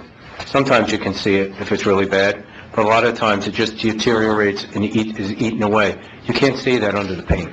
So when they sandblast the paint and they put a caliper on it that measures its section, so we have some of that that's being done now. Some of the worst areas were where the road was very close to the water on both the east and the west side. So that's being completed now. And that's why, the importance was getting off the top of the roadway, and everything that's going on now and that's the final push. This is change order number 25. Let's just try and keep under 30. Well, you know what? Honestly, some of the first 5 or 7 change orders, but the first 7 change orders had to do with the boat accident. Yeah. Were covered by insurance. Some of them have been reductions. I mean, I'll get a printout for you so you know exactly the ups and downs. But a lot of them have been I don't bring to you the ones that we reduced the price, which we do have some. Those are the ones we want to frame. Yeah. They're never big enough, but they're on. We appreciate the work you've been doing on it.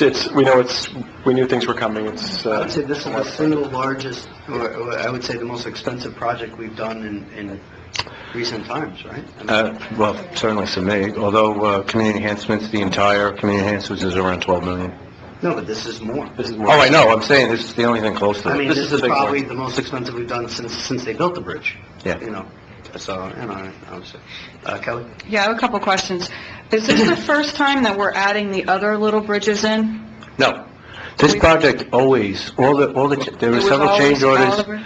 On the Indian Creek Bridge, we saw the columns needed to be increased on about 10 of them that were, we jacketed it. If you actually can see them. If you go past on a boat, you can see where we've really built them out.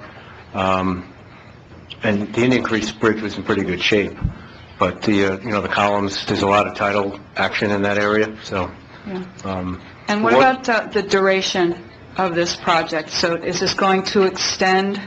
No, this is what the last change order was for the time to go to extend the time of the project to March. I forget the exact date, but they have to be finished by March 2017, right? Yes. I'm not sure the date. Randy might know it off the top of my head. It's first week in March. If they go past that, then there's liquidated damages. Right. Wasn't it originally supposed to be done by May or June? It was, yes, but the issue we had is we added so much work because of when we saw the carrying beams. Right. I think we replaced 12 to 13 of them, and those were very time consuming because you had to chip off the concrete off the piers, the columns. Mm-hmm. Then it had to brace the roadway, lift it up, chip away the beam, replace repair it, drop the roadway down, then continue on your column work. And you can't do that fast. And that was... So when you first bid out the scope, you base it on the cubic feet of concrete, more or less? You take a measurement? They estimate based on coring, x-rays, and visual inspections. Once you start, you don't know, how far you're going to go in. The state mandates, because we took $1 million of grant money, there was fighting over how much do you chip out. If it was up to the state, this might have been double this. I mean, it was really a fight, how far back you have to go when you're chipping out. We're doing it well within safety margins, but... Just so I'm clear, though, I mean, you've obviously been monitoring this bridge situation since you came to the town. It was probably the first thing you looked at. Oh, yeah, we have an engineer's report that's prepared every year. Every year. We base most of all our capital projects off of that, any repairs we've done. And going back 10 years, we've spent, before this project, $2.5 million on spalling repairs on the underdeck. This was the actual flat part of the bridge. This is an outside engineer? Or Randy? Hardesty, no. Hardesty. Yeah, consulting engineer. We spent $650,000 repairing the sidewalk over the Basquill itself. Those are two right off the bat. That's $3 million. There's other repairs that we've done over time. We regularly shim and work on the lock bars and the things that keep the bridge from shaking when you drive over it. All that's been replaced. So, the question is, how soon do you repair certain things or replace them? Our question has always been, you want to wait till the useful life of something is over before you replace it, and certainly that's what we've been doing here. But so we're in good shape. So you have a few more change orders. Like I asked you recently if we're going to do like a lift. The final thing I would imagine would be the lift of asphalt, and that's not a change order. It's not a change order, so it's already been budgeted. You're just going to be identifying a vendor for it. Is that what we're going out to bid, and we should have it in January to do that. I want to do it, to come back with an approved contractor. Yeah, and this work here is all underneath? Yes. So we couldn't do the lift on top? We're not ready for that? No, we're going to do it. We're going to do it as January. Well, I have to get a approval from the council, because I'm sure that'll be... Oh, okay. It could be, I don't know exactly what the price, I'm hoping it's low, but, when FDOT was looking to do it, and we took it off their plan, it was $490,000. So definitely coming back, we have to bid it, and we'll be back. Well, just so that I'm straight, this work is all underneath. You need to do the lift on top so that we're done. Do you want to wait 2 months? I mean, I would be willing to come for a special meeting if you need to get approval for the asphalt lift, if you want to get the bridge job done, because I know people are really fatigued about that. If there's something we can do to make it go quicker, absolutely. If it's something where it doesn't make a difference. Yeah, I mean, Listen, we're going to be here on the 29th, Ron. Yeah. Is that too soon? No. When we put it out to bid, we have to give some time for the contractors to come out. It won't take us a long time we know most of the good asphalt contractors. I say if you get it by the 29th and you put it on the agenda for 6:55 or 6:50, I don't know if that's too soon, or I'm happy to come back another time, because people really want this bridge over. Absolutely. If there's anything we can do to make it go quicker, absolutely. Okay. Yeah, no problem. All right, any other questions? Any comments? We have John Clark. Oh, by the way, we didn't get a motion in a second, so can I have a motion in a second for it? Move it. Second. And a motion in a second. All right. John? Hey, good evening again, everyone. I'll keep it under 2 minutes. And catching up on things, I support and work with Fortune 100 companies in multi-million-dollar projects, and when I see 1, 2, 3 change orders, I get worried. And I would usually dismiss a project manager at that stage, simply because of our commitment. But I understand the bridge is old, but when I saw the 25th change order, I said, I got to talk about this. I need to understand this more. It's $1 million now. And I asked myself, in the last 10 years, have we taken any steps? I mean, we paid for all these engineering reports for the last 10 years. Why couldn't we have fixed the sidewalks maybe 8 or 10 years ago, done the railings, just done more preventive maintenance? Because a $10 million project today, 10 years ago, would have been 2 or 3 million, or just to do it. And I understand it's underwater, and I'm not an engineer by any means. I'm an engineer and a techno guy on another perspective. But 25 change orders, I'd almost say that this contractor, has us by handcuffs. We can't switch at this stage in the game. He's been doing this thing now for a year and a half to start, renegotiate, do something with somebody else. But 25 change orders, good God.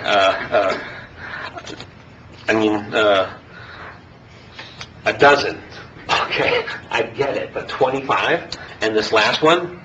That's just a hard number for me to swallow, and I'm all about maintenance. I mean, you look at any one of my properties, my people, everything is perfect. And I'm about the safety thing, but 25 change orders is just not sit well with me. It's just, I don't know how we managed the project. I don't know what we did in the last 10 years, why we couldn't have done maybe something else earlier. But, again, the number is just shocking to me. Francis Newhut?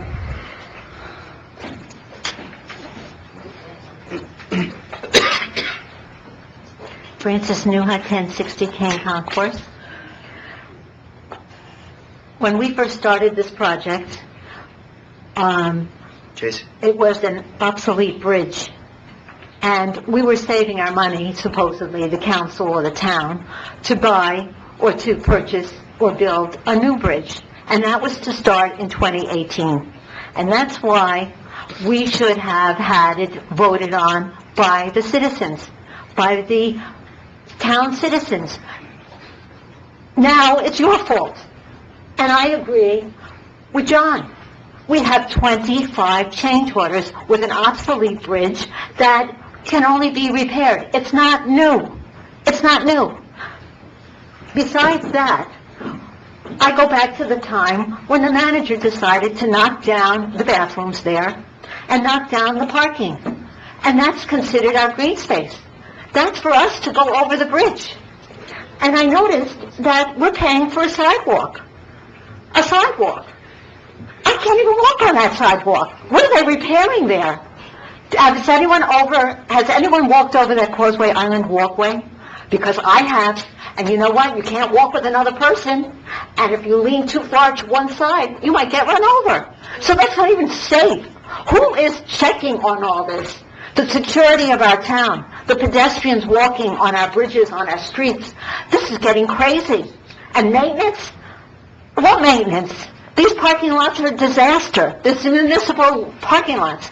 And Meiselman with the landscape, everything is falling apart in this town. And who are we to blame?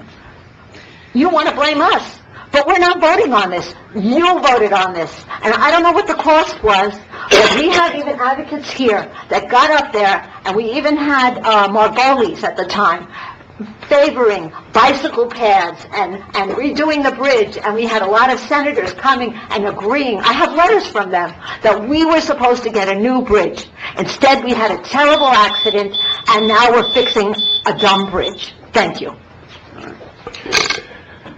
Just as a quick comment, obviously the sidewalks of the bridge have been like that since the bridge was built. So that really wasn't being changed. As far as the 25 change orders, normally, John, I would agree with you 100%. You hear 25 change orders. As I said, the first 7 were due to a boat accident, which we addressed to fix what was damaged in the accidents. Most of that was covered through insurance. I think the next 3, or in that 25, were reductions in, costs, where we made decisions to eliminate something, or like on the fender system that was never replaced since the bridge was done. We were going to use wood. They suggested that we use the plastic material, which is much better, lasts longer. We did that. Thank you. Ron, is that out there? We can see it or read it? Just ask. And I apologize. No, every change order that's come up is been through the council. Now, He said he's going to provide it. He's going to get us a list. okay, now, some of the change orders that we had we request them, because as you're going through a project of this size, you can't literally think of everything, and as you're looking at it, the engineers will say, this is the way we designed it, but it probably would work better this way. So some of those change orders, we're talking in the amount of, $2,000. That's a change order that we put in because it benefited the operation at the bridge. Most of the others that we're talking about, and I'd be happy to show it to you, these are quantity overruns where I don't have the ability to control how much concrete we replace or how much steel is going to be replaced.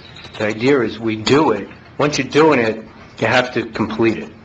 And whether we're lucky that the cubic foot cost on this project is $570 a cubic foot of concrete. Still sounds like a hell of a lot of money to me. But when we compared it to the other bidders at the time, they were all in the $700-800 range. So, and honestly, when we looked at this, when we were bidding this project out, they were the low bidder based on the projected quantities we had. There were people in the $15, $14, $13 million bids that we rejected. Is this coming into about where maybe had they done it? But we would be now paying $20 million for a bridge. We're probably going to be in the $15 million range to fix. When we started this project, it was to make the bridge safe and passable and give us 20 years. It doesn't mean because we just spent $15 million or $16 million that next year I'm not going to drop $300,000 because we have another spalling. The idea is to be aggressive, and we really have been aggressive. And you mentioned the sidewalk. The sidewalk was actually the Basco span that goes up and down. As you walked over that, it was really at its last you could use it. That's when we replaced it. And when you replace it, you can't just take what's there and nail on a couple of new floorboards. You have to build it to the FDOT standards so that a truck literally can drive over it, which that's what you have to do. I don't agree with it, but that's what you have to do. And so a project that probably could have cost, $300,000 now costs $650,000. That was the low bid. We had bids at $1.5 million to do that job, and that job came in at that price. So when you're building over water, what is the alternative? To rip down the bridge and build a new bridge, and eventually that will happen. We're planning for that, but in the short term, I got to dance with what I'm dealing with, and a lot of it you can't see. That's the worst part. Thank you. I just want to understand. All right, any other comments on number 13? All right, poll vote, please. Councilmember Yaffe? 4. Councilmember Tritochi? 4. Councilmember Reed? 4. Councilmember Fuller? 4. Vice Mayor Bruder? 4. Mayor Leonard? 4. Mr. Nafis?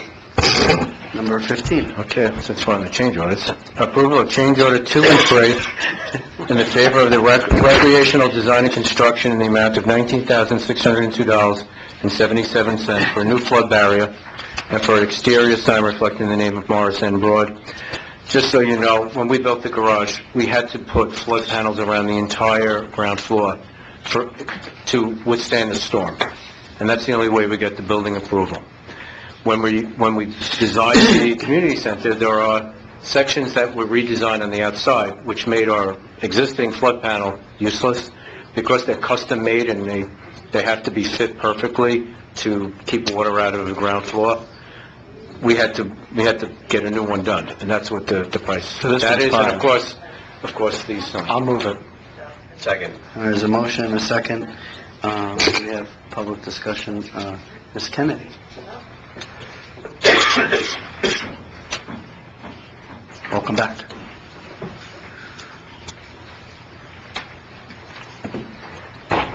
Kathleen Kennedy, 92180 West Bay Harbor Drive.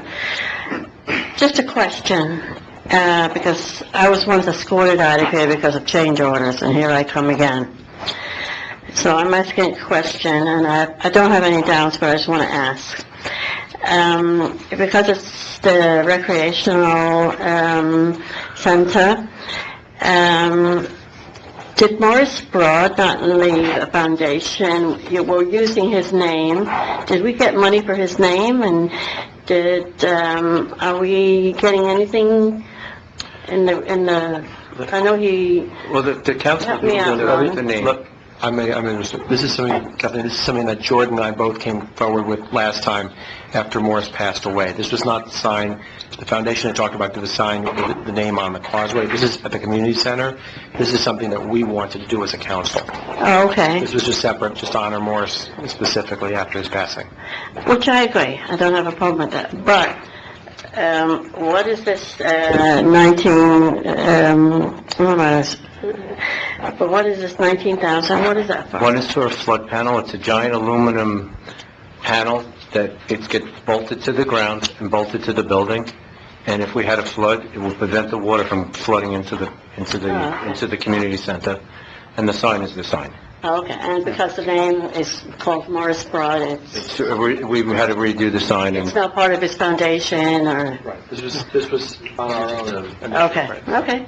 No problem. Thank you. Sure. All right. Any, Francis Newell?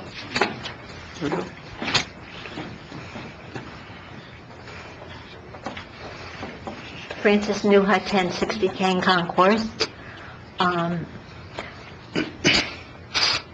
First of all, at the last council meeting, there was supposed to be a dedication November 6th for Morris Broad. That wasn't. And this is kind of looking like when you gave the dedication for the sign for $5,000, which isn't from his foundation. That's like, hey, we're going to dedicate it. Ignore other people on the council. Hey, we're going to have this dedication whether you like it or not, and we're going to dedicate it to Morris Broad. That's wrong. That's number one. But more importantly, is you have a community here. You have a town with residents, citizens who vote, pay taxes, and have a right. And this is another way that you have ignored the taxpayer. Ignored the taxpayer. You are taxing them for this, the community center, for this sign, for this library. Pay yourselves. I have to pay taxes. These people have to pay taxes because you said we have to pay taxes. No input from the community here. Well, you know what? Other municipalities, when you have large amounts of money, they have to vote on these things. I think Bell Harbor has to vote on things. They saved their community, they saved their town hall because they had a vote on it. We don't vote on anything here. This town is run by this council, whether it's right or wrong. And if it's and not only is it always right, but we have to get flack from our mayor and from whatever because we're wrong. But more importantly is, what happened to Doris Morano? Okay, this is terrible. This is absolutely terrible. How many months have we been asking for a sign for her? How many times have we asked for something for her? Who is this Morris Broad over, and it's not even his foundation, and you ignore her? Thank you. Yeah. Can I respond to No, Morris Broad? no, please. All right. Something else, Brian. All right, no, excuse me. Okay. All right. We're gonna have a poll vote. Guys, We're coming to the end here, so... I like to finish the council meeting. All right, poll vote. Councilmember Yaffe? 4. Councilmember Tricocci? 4. Councilmember Reed? 4. Councilmember Fuller? 4. Vice Mayor Bruder? 4. Mayor Leonard? 4. Unanimous. Number 16. Thank you. Approval of an expenditure in the amount of $38,281 to Wire Advice for network data wiring, data jackets, security cameras, installing speakers, access control systems, projector system, wiring for all TVs, computers, and electric blackout shades for the community center. All right, can I have a motion? Move it. And a second?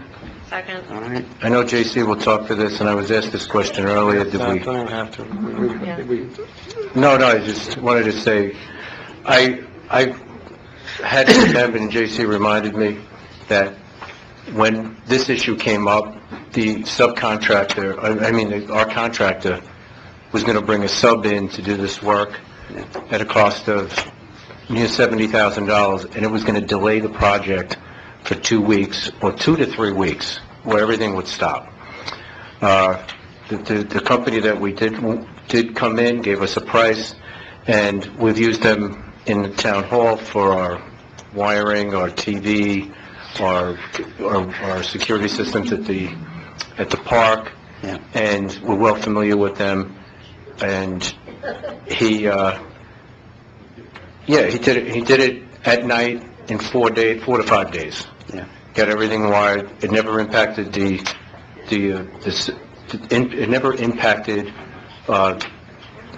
contractor's time.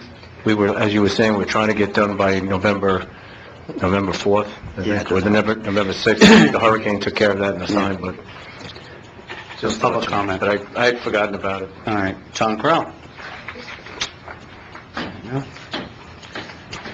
Breaking a record here 3 times for 3 different items. I guess I'm glad to be back.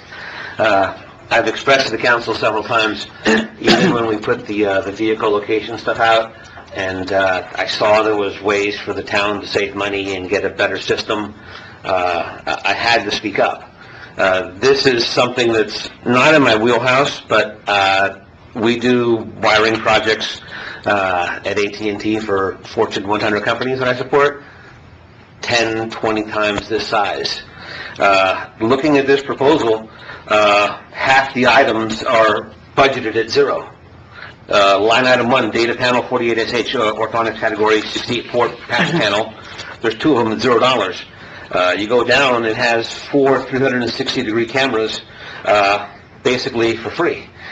They've got $50,000 in cabling. I did the math.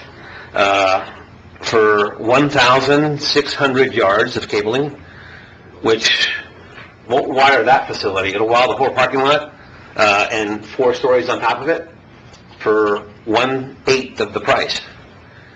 I looked at the cost of the coaxial cable. It basically runs at 90 cents a foot. They're quoting it here at almost $7 a foot, but it doesn't say how many feet they're using. It doesn't put cost of permits in here, anything. And what really just jogged me on this one, if you look at the last line item, it says overhead and profit, 10%. Good God, what kind of a proposal puts overhead and profit in there? Half the items in there, the premium Honeywell stuff for 80 stereo speaker wire, is not required in these things. They're talking about, I could probably, again, tear this thing up if the vendor was here. And one last thing, and grant me 10 seconds here, council. It doesn't say anything about Wi-Fi. How can we build this new facility and not even include Wi-Fi? Wi-Fi is included. It's not on the proposal, JC. It's in the community center. But it's not here. No, I'm just saying, it's not here. This is, if you ask about the proposal, Somebody JC, else providing it? I'm sorry? Is somebody else providing it? maybe? No, he's actually putting in the Wi-Fi. where is it here? Just tell me. I don't know if it's on there, what it's on there. And this is kind of in my wheelhouse. I went through everything. I understand. Thank you. Let us say so. Hold on. I apologize. John, why don't you let him I speak? understand. Why don't you let him I speak? will. I'm talking to him, Jordan. Yeah, I you know what, apologize, JC. John, I we're in a apologize, meeting. JC. I No, apologize, excuse JC. me, John, I appreciate it. you know, Right. John, why don't you let him speak? I'm letting him. I'm speaking to him, Jordan, not to you. A lot of the cabling that you see there is, I know it seems like it's excessive because it's really high quality cabling, but that's required from the Miami-Dade County Excuse me, Library. hold on one second. We're also extending that into our community center as well. So, At the next meeting, explain how this works. No, it's all good. okay, and I don't want, another aspect here, that included also the library side, and they had specific requirements. Okay, I'm sorry. No, they're talking. I'm sorry. They were talking. You know, all right. You were saying, Jesse? A lot of this cabling that you've seen, and you're right, this is the most expensive cabling you're going to get, but that was required by Miami-Dade County Library, that's part of their requirement. We also increased all of the network cabling that into the community center side as well, And then we have all the security systems, all the stuff that you see in there. The Wi-Fi is included. A lot of stuff that has zero price, he didn't charge us for, like the cameras, he put them in there. He goes, I'm not going to charge you for those. We have done a lot of work for you guys. So he didn't charge them for. I said, just show the council everything that we're getting. But I can assure you, he may have forgotten, I assure you that we're getting the Wi-Fi in there. That I assure you. Another component that we had was they were about to start sealing up the walls and the ceilings, and we needed to get this in there. The conduits, all that stuff? The conduits and everything. That makes sense. And in addition to that, I had a time constraint in order to, because I have a grant, I have a $500,000 grant, I needed to be substantially complete by the end of October, which we accomplished. But if I would have been delayed 3, 4, 5, 6 weeks, I would have lost $500,000. So I made the decisions. If he left something out, I can assure you the Wi-Fi is in there. I already see them already up. So I'm not going to be coming back next month with a change order for anything else like that. This is just... That's good news. For instance, the 802.11 stuff, ABGNN is good to have. I noticed you've got some fiber port entries. Why aren't we just wiring this thing with fiber, which is almost cheaper than Cat 5 or Cat 6? If you look at the cost difference between what fiber costs and what Cat 5 or Cat 6, you're talking a 10% delta. And Cat 5 and Cat 6 is technology that's... limited. You're 100 meg limited on Ethernet, Josh. You're totally correct. What we needed, what we're using, of course, for television. It's all good, the fiber's actually superior, and that's where it's all going. And, I'm not getting technical, but I'm like looking at the coaxial, nobody uses coaxial anymore. Correct, Josh. The Cat 5e is what was used 10 years ago, the fiber is what's being used now, but... And the cost of fiber is, the cabling is almost... nice in there. It's going to look good. But the fiber, it's less conduits. I understand and appreciate... More than happy to speak with you and the contractor if I can help. And I appreciate it. I didn't reach out to me. Speaking with you when I was out on site to make the judgment call. I said, I got to do this now. JC, you want to pull this item, or you want to? No, I need to prove it. It is expensive. It is overpriced. I needed to move forward. I didn't want to lose the grant, and I made the judgment call. JC, I think you did the right thing and everything else, but just do me a favor, when you speak to the vendor and as well, and you tell him, guess what, you're getting paid and all that stuff, after this, just ask him what the process would be later on, make sure that the conduits allow it to eventually feed fiber in. I'm out of curiosity. Okay. I think that's where we'll eventually go. I have some questions. Why did we wait so long? I don't want you to think, I know what your question is, why did we wait to put in conduit? There is conduit. It was upgrading what was called out on the plan, because the library said we need more data than what we're showing into each room, for computers and things like that. And it was just basically upgrading what we had. And he says, listen, we're going to need more, you're going to want more availability to plug in on the walls and more fiber on wire on the walls. And that's why we upgraded and did it the way we did it. And then we also located where the different TVs were going to be. Just basically the layout, what you can call it, the fixtures inside there that weren't part of the original project. And so we added all that in there, and that's why we had added extra cabling and extra network. I understand your back's against the wall, and I don't want you to lose the 500,000, but is this for the only time? I'm just saying consistently that we're kind of, going around our bidding process. I mean, this is procurement over 10,000, so we have to get at least 3 estimates. They don't have to be bid out, it doesn't have to be cone of silence, right? But, I mean, in a day, you could probably just get 3 so we have something to compare it to. Fair enough. Right? I had the contractor look at it. He says his subcontractor he looked at the price. He said this was a great price compared to what a subcontractor would have provided. And we knew we would need this eventually, so it wasn't an emergency or anything, just... I looked at the vendor up real quickly. Excuse me. I'm sorry, Robert. John, You are free to meet with Robert JC speaking. anytime. I'm sorry, Robert, go ahead. We have to get through a couple of other items. I We're understand. running out of time, so I'm saying, I'm sure JC would welcome the opportunity to speak with you, after the meeting, or I'd love to. or anytime in his office. I appreciate what you're saying, Kelly, and it's not my intention at all to talk about any procedures.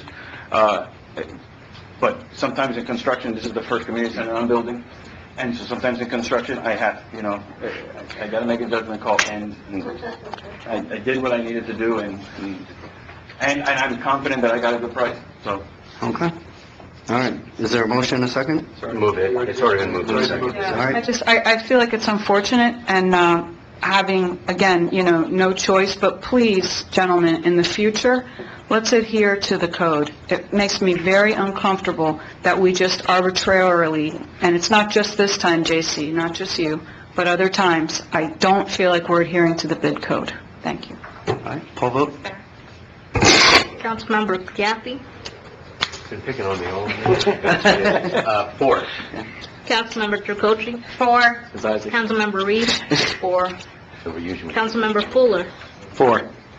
Vice Mayor Bruder. 4. Mayor Leonard. 4. Unanimous. Number 17. A discussion and approval of a request for proposals for solid waste and recycling collection services. The current contract with Waste Management expires in March 2017, and a copy is, I've enclosed a copy of the RFP. I updated it. I know, speaking with the mayor, there are some modifications I'm going to be making, especially adding 2 things in particular. First, the language on sexual predators and sexual offenders. I'm going to add that in, and then I'm also going to be adding, as far as the grading scale, I will make it a grading scale and add percentages, because I'm not going to. One of the things I've learned in my time in government, price, especially with solid waste, is very important, but I also need to look at qualifications and service. So I will, the grading scale, I'm going to make those accordingly. I'll move it. Second. Motion and a second. Any discussion? Yeah, quick question. So just to clarify, so we have all the same services, the same frequency, it's the same that we have now, they'll still come and bring the cans out, and we're not losing any services? Correct. Thank you. That's correct. All right. Unless the council wants to change anything. No, I don't think so. No. All those in favor? Public comment? Is there? No. No. No. Yes, I do. I just filled it out. Where? Just bring it up. Yeah, come on. Come on up. No, Come on. Come on. Thank you. All right. Thank you, Bob. We didn't get it, I'm sorry. I almost forgot you, Brenda. Hi. And this is for Craig. Excuse me, Craig. Waste management. I know some of you have taken donations for your campaigns from solid waste management. So shouldn't you excuse yourself on this item, and that the council who are honest and loyal and don't depend on contractors to come before you to vote on this item. Craig? And start the clock. This is just the RFP. Yeah, this is the actual proposal. Well, I want someone to clarify, because maybe I'm misreading it. This is not to enter into a contract with any particular company. This is just the RFP, so I can advertise it so people can bid on it. We're not bidding on a company. This is the document that I advertise, so different World Waste Management. Anybody can come in and get it and bid on it. It could be maybe. We may or may not use Waste Management in the future. Oh, okay. And they're not required to bid to get proposals. Yeah. To come before the Oh, council. okay. They may not even bid, or maybe they might... Thank you. Okay. Thank you for your clarification. All right. Number 17A. Jordan, I think Matthew wanted to go last tonight, wasn't he? Did you? Yeah. No, I wanted to go last. Was there approval on 17? Yeah, there was. It was already voted. 17A, request for an extension to close on an agreement for the sale and purchase of TDRs between the town and JCG Bay Harbor LLC. Matt Amster here is to talk to that. Good evening, Matthew Amster, law firm of Burke, Howard, Owens, Fernandez, office at 200 South Biscayne Boulevard in Miami, today representing JCG Bay Harbor LLC. Just respectfully want to request an extension on the town TDR contract for 5 TDRs. We are very well deep in the permitting process, been addressing issues from both county agencies and the town departments, and we just need a little bit more time. We've been working on an extension where we pay 5% of the total fees every month, and we'd like to continue that. I do not have, I can't guarantee when we'll be getting the permit issued, but hopefully within the next just a few short months. So wait a second, you want to pay, how much did you pay for the TDRs? 130. Here we go. 47.5? Yeah, And how much are they now? No, it's more than that. Well, they're paying an $11,875 per month extension fee. How do you get that number? Yeah. That's 5%. 5% of the permit fee, so I would this project is very close, it's gonna go. They've been working on it, it's been back and forth in P&Z, they've been making, changes to the project. Anything that came out of, the review process, if it needed to come back to P&Z, it came back to P&Z. Last month. Like anything, it goes down to the county, and that's what you're dealing with now. Sometimes the county makes changes, you gotta come back. I would recommend taking $11,000 a month from, Yeah, but we've made everybody else, no, he's doing it, this is, no, we've made everybody else pay the difference in the amount. Am I right? if there was a change in the TDR amount, the price of the TDR, that's not the case here. We're just giving him a right to go another couple of months. If it takes 2 months, he gets his permit to start building, he'll start in 2 months. If it's 6 months, and this is money that comes to the town, that just goes to the But town. this is the second time he's up here for the same, is this the second time you're up here Second for this extension time? request. Yes. Why not just close at these points? If Yeah. we're close to, Okay. it's, the town policy is that we have to be basically finished with everything for the building permit to issue, then we close on the TDRs, and Can't close just the until you have a paperwork building issue permit. to Okay. then close on the permit. It's sort of the two actions have to, otherwise we would be closing. I mean, It's nothing on, they're very active in this, trying to go forward. It's not like, I'm coming at my 11th month, I need an extension. That's not the case here at all. They've been acting in good faith along with everything it's just, you're saying it's just a matter of the county and... There's a lot of work, there's a lot of work going in the county, and so anything going down to Durham in the county can get really ripped up. Mike can attest to that. No, but, and they've made all, I know Durham, but, and they've made the changes as required by P&Z? Yeah, oh yeah, they So come we're back really- for approval. We're really just waiting on the county then. Basically, they're just waiting to get out of the county. I'll move it. I'll second it. Mr. Amster, has anything changed in the plan? Obviously not the envelope, but have you changed the density at all, reduced any number of units? It's Still 41? That remains All the right, same. 82 units an acre. Thank you. Yeah. Matt, you're paying that directly to the town?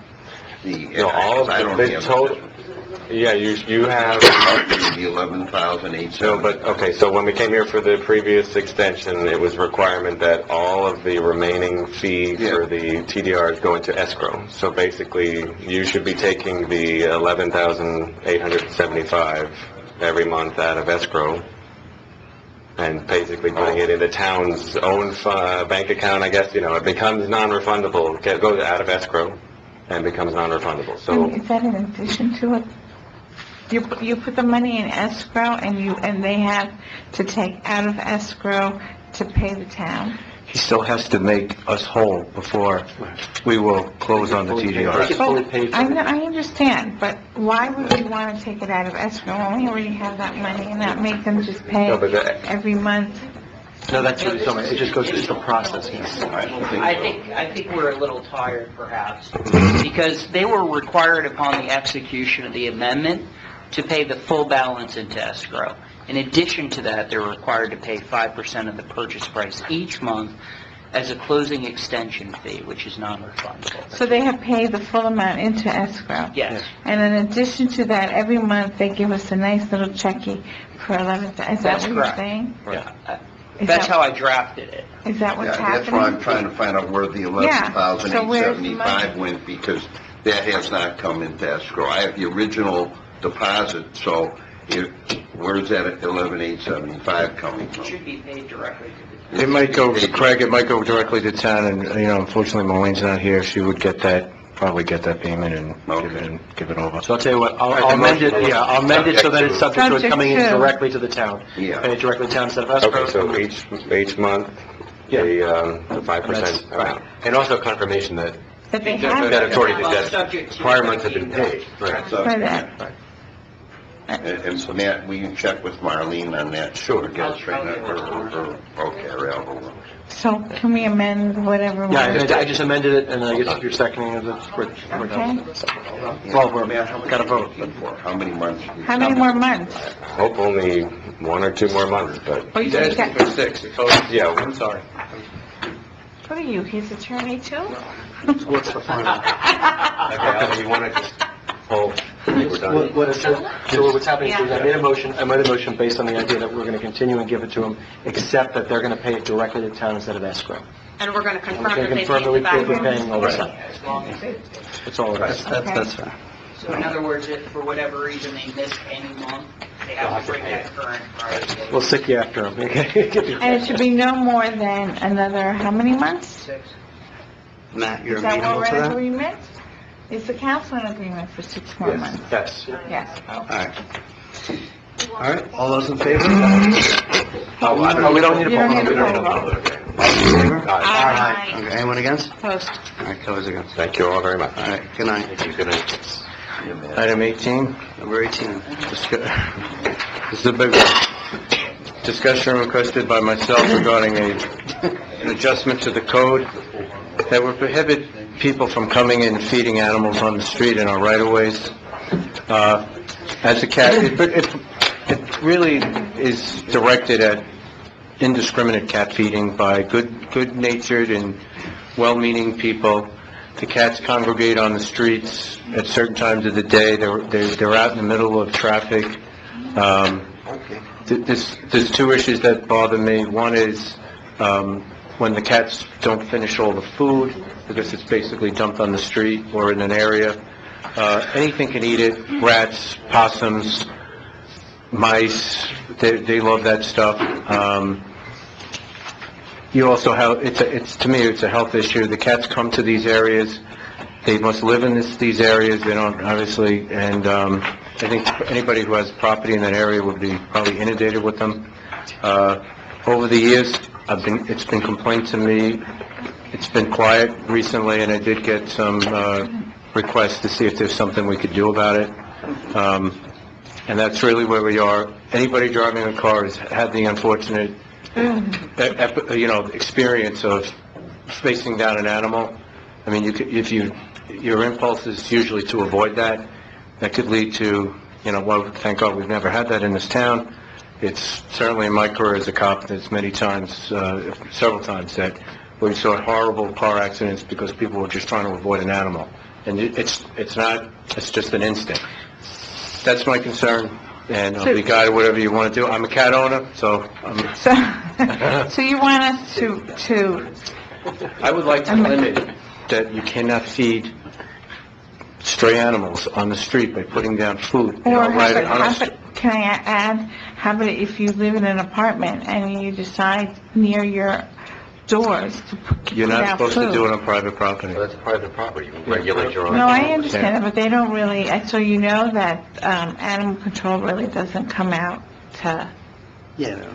So you have cats, Ron? I Are have they cats. inside cats, or are they They're inside inside, cats. out? So, And I will no, tell you, this is I have serious. 2 very big strays that come around the house because they see or they must smell the other cats, and they're very annoying because they camp out there and they do mark their territory, and I have to tell you, it is kind of disgusting. Doesn't this fall under just, littering? I mean, it's the same thing. If you're putting it on the right of way, it's littering. So it's You know what, in the past, that's how we would adjust it, that's how we would deal with it, but I think it just has to be more, like, as we're Since clarifying things. time is clarifying. limited, I would like to invite a subject matter expert up, if you'll indulge me. We have in our midst right now Ms. Sueli Caramello, who has worked for at least 4 or 5 municipalities. If you look at Sunny Isles, Surfside, Miami Beach, and others, and she can speak to you about all these things, about cats not finishing the food, health issues, driving the car. She's basically a professional cat rescue person, and she lives here in Bay Harbor. I am a manager of Brazil for import-export. I do that as a volunteer, just make it But clear. you I'm a do, how many professional. hours a week have you been doing, do you do it, and you've been doing it for many years? 20 years. So, Yeah, right in Miami. if you look up any flyer on how to deal with feral cats, you'll probably see her name. Yes. The only municipality who is behind is Bay Harbor and Bal Harbor. Miami Beach, Sunny Isles, Surfside, we all have feral cat programs. We educate the public how to feed, where to feed, the benefits of having cats, the benefits of TNR, trap, neuter, and release. That is very important. I've been doing that on this island for 20 years out of my pocket. Because we don't have no budget. We complain of the cats, we complain of the kids on the bicycles, we complain of the pedestrians, we complain about everything. But there is a solution. We just need to educate ourselves. I don't think anybody's complaining about the cats. Apparently so, because you No, brought the subject it's- up. When people walking their dogs, the dogs will inadvertently eat leftover food, and it does attract other animals. I know for a fact it attracts possums, it'll attract raccoons, it'll attract mice. Rats love to eat cat food. You know how Any open food source, they will go for. I'm not saying what you're doing isn't important. I'm just saying from a public safety point of view, if you want to do it on your backyard, that's a different story. But on the public right-of-ways, attracting cats out into the street is not a good policy. Ron, there's no problem. There really, and I don't think you understand, really, is that we're not attracting them. I mean, you talk about the dogs that are it's some kind of a nuisance for them. When was the last time any employee here wrote a citation for the pooper scooper violation, failure to retrieve dog feces? Whenever.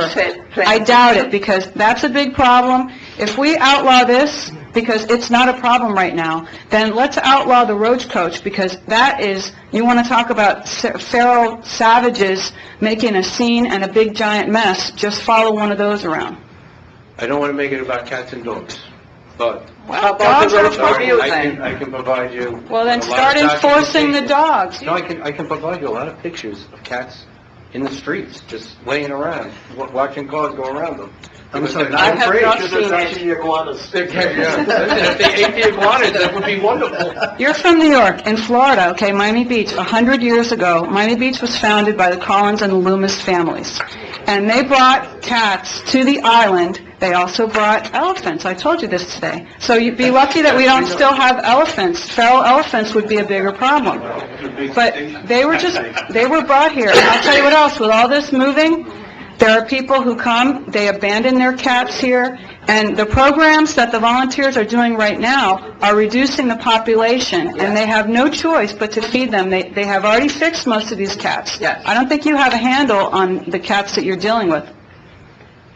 I will be guided by the council. I'm just, it's a concern of mine. There's no and problem. by residents, so whatever you'd like. There's no problem. Is there a problem, Ms. Carmelo? No. Well, you need help. Yes. Now, the problem is... We need to Could we buy some certificates? Right, what do you call those? The Humane Society right now has a grant doing for free. Okay. For its spay and neuter, which you tip the ear of the cat. Right. With the international sign that the cat has been fixed. If you look the ones outside your door, they probably have not been fixed. That's the reason they're spraying, they're coming around, and that is what's causing your problem. No, Can we try an education program first They don't before we even do bother me this? because they're not running around in the street. The cats I'm talking about are literally hanging around in the street. They lay around in certain spots. I'm gonna... I would like to know the areas. because they- 102nd Street. Huh? 102nd Street, 99th and East Bay There's Harbor 3 Drive. cats there on Cats 102nd. on our block. Huh? There are 6 cats on our block. On 102nd? Correct. It's a 10:45, we're talking cats. All right, can we just defer changing the law and perhaps maybe work with Swaley on... Miami Beach. Miami Beach has it, that's the one you recommend? Yes. The program? Okay. John Alleman, the commissioner, Yes. she's being educating Miami Beach. Why are we not doing the same? Commissioner John Elizabeth Alamon. Yes. Yeah, I know. So are you guys, would you like to do an education program? Well, first, we have public comments, so That's probably... Joseph, Chavez, come on down. Never thought I'd be here talking about this. Well, Just come to the mic, please, and state your name and your address. Anybody want to talk about that? Hey, my name is Joseph Jabley. I've been in Bay Harbor Islands for 11 years. My first council meeting, it's very entertaining, and I'm a multiple Emmy-winning television producer, all right, so I know entertainment. But look, I can appreciate what you're saying, Mr. Watson, but I've been feeding the same 6 cats. They're all spayed, neutered, very healthy, for literally the last 6 years. I hate actually adding up how much money I've probably stacked over the years. It's really like, I don't even want to think about it. But I think you guys have to make a decision between these feral cats that are just causing problems and these same 6 cats that are basically just beautiful, well-behaved animals that I just happen to put a little food down for in the parking lot at East Bay Harbor Drive. You know, I live right there, and 100th Street. And I tell you, they come there, they eat it, and they split. Then they come back, and I feed them again. And, you know, I've literally been doing this for 6 years, and I've only had one complaint. Most of my neighbors, or all of my neighbors, they all come by, and they say, hey, you're doing a great job. This is a wonderful thing. Thank you for doing this. The only person that complained was some elderly, cranky lady with, I don't even think she lived here, with a foreign accent. And this is literally over the last 6 years. Oh, I've got a timer. Not to mention, and I'll wrap it up here, not to mention that I can't tell you how many kids come by with their parents sometimes. So I just hope you guys don't go crazy here, you know, because cats are wonderful. I was never a cat guy either, but I've become the old cat lady. So thanks, You know guys. what? I think if you fed the cat from your back door, it wouldn't be a big deal. It's putting it out where... It's not a big deal now, sir. Everybody, literally, all my neighbors, they see me every morning at sunrise and at sunset. And they don't have a problem with it, and I don't know why you do, to be honest with you. I stated my reason. It's not just those reasons. Very good. Thank you, Eric. Been here all night. Listen, I appreciate your... Yeah, I know, but do you want your 2 minutes to speak? No, sure. Yeah, I know, well, we didn't call her, so, I don't know. All right, we want to give her the opportunity, so. So Ellie, do you have anything more to say? Education, Thank you. education, Well, education. I had a question. Miami Beach is being educated, Surfside being educated. If you want to talk, please, yeah, thank you. Because we need to get on the record, so we're good. Yes, Thanks. thank you. Other municipalities has been educating their citizens of what to do and not to do for a feral cat. We don't even have a budget for a TNR here. I just did one in Surfside 2 months ago. We did 30 cats. Animal Services will come here for free with their Meow Mobile and do the cats for free. You just need volunteers to catch the cats that are not spayed or neutered. The majority of the cats that you see on 102, I fixed them. I've been feeding those cats for 17 years. I know. You know, and you have kids, you need to teach them compassion. Having a pet is a great benefit. It's not just bicycling on the street. We are not New York. We are a small community who has more problems than some bigger cities. I've been here 17 years and I am appalled how bad that town has come to. Embarrasses me this, really, profoundly. I regret not have bought in Surfside, because what has happened to that town is disgraceful. With all the new buildings, we don't have spaces now for our kids to play. We need to designate areas and pay thousands and thousands of dollars. And for what? For buildings? We were very happy before this came to that. And I am really sad over this. And, you know, if you guys educated the population and the citizens who live here, we would be on a better town than we are now. Thank you. Thank you for your comments. Just out of curiosity, Ron, what's the policy in Surfside? Can you tell me what do they do in Surfside? I honestly, I remember this came up a couple of years ago, and it was very... I know, I speak to Dave Allen, and Dave Yeah, what do they Allen, he said they don't do that trap, and the police department got involved in it one time. Okay. He said they don't have the staff nor the ability to keep 30, 40 cats in their facilities, and that was the last I really spoke of it, and like I said, I'm here 10 years, and it has come up before. It hasn't come up in the last couple of years, but we used to have, I remember, Assistant Chief Schulberg, that was one of the things I asked him to do, and your police stopped them from feeding the cats on the street. If you want to feed them at your house, great. I don't have any issue with that. Just when they're out on the street, that's it. But do they, I'm sorry, but do they actually spend money like out of their budget to... I don't know. I'd have to find out. We did it one time, you remember? We bought certificates? I think we did. No, that was Sally brought the Meowmobile. She did it twice, and people came with cats. Yeah, people came with cats not from Bay Harbor. No, what I'm saying is, does Surfside, like, do they spend money for the actual counts? Yeah, they... Okay. Yeah, because what I'm saying is that, like I remember when Surfside was dealing with the issue, it was very emotional. I mean, it was really emotional. This was long before I think I was on the council. George, can I call a question on this, or we can defer? We've got two other items on the agenda, and we've got 5 minutes left. Yeah, I agree. Particularly since we're not coming back till January. Yeah, all right. So what are we going to do? Nothing. So defer it? Okay. Withdraw it. No, I just said defer in case George should be asking for additional information. Yeah, I like to know what Surfside does, so. All right, number 19. Discussion requested by Councilmember Reed and Councilmember Yaffe on issuing one complimentary annual pass to planning and zoning board members currently serving the town and possibly other committee members. Well, I guess I kind of mentioned it during our discussion about insurance benefits, and then, we probably both were thinking, it occurred to me, well, why not? So the question is, if we decide to do it, I think definitely the P&Z board deserves to have one, maybe we get two, one for the spouse. I don't know whether committee members you would want to do the spouse. I would say one. Then just a few other details you might want to say. All existing members now immediately, and what would the duration be while they're serving? While they're serving. And then the other would be, do you want to include the other committees? No. Not yet. No. Not yet. Okay. All right. So I would make a motion. We don't have to make a motion, it's discussion. But I'm in favor of that we issue one to current planning and zoning board members.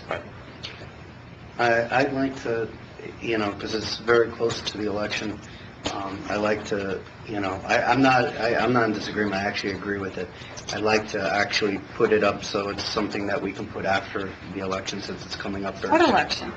The council election? Yeah. They're very close to the April council election, and you give the guy a key to the city like 3 days before the national election? Are you mad? Jesus. I'm just not sure what the election has to do with it. It's a shot is what it is. It's a return. No. We're going to, I don't know when the 2-year terms are up for P&Z members. They only get it while they serve. So if we were to approve it tonight and they're done in April, then they give it back. I'd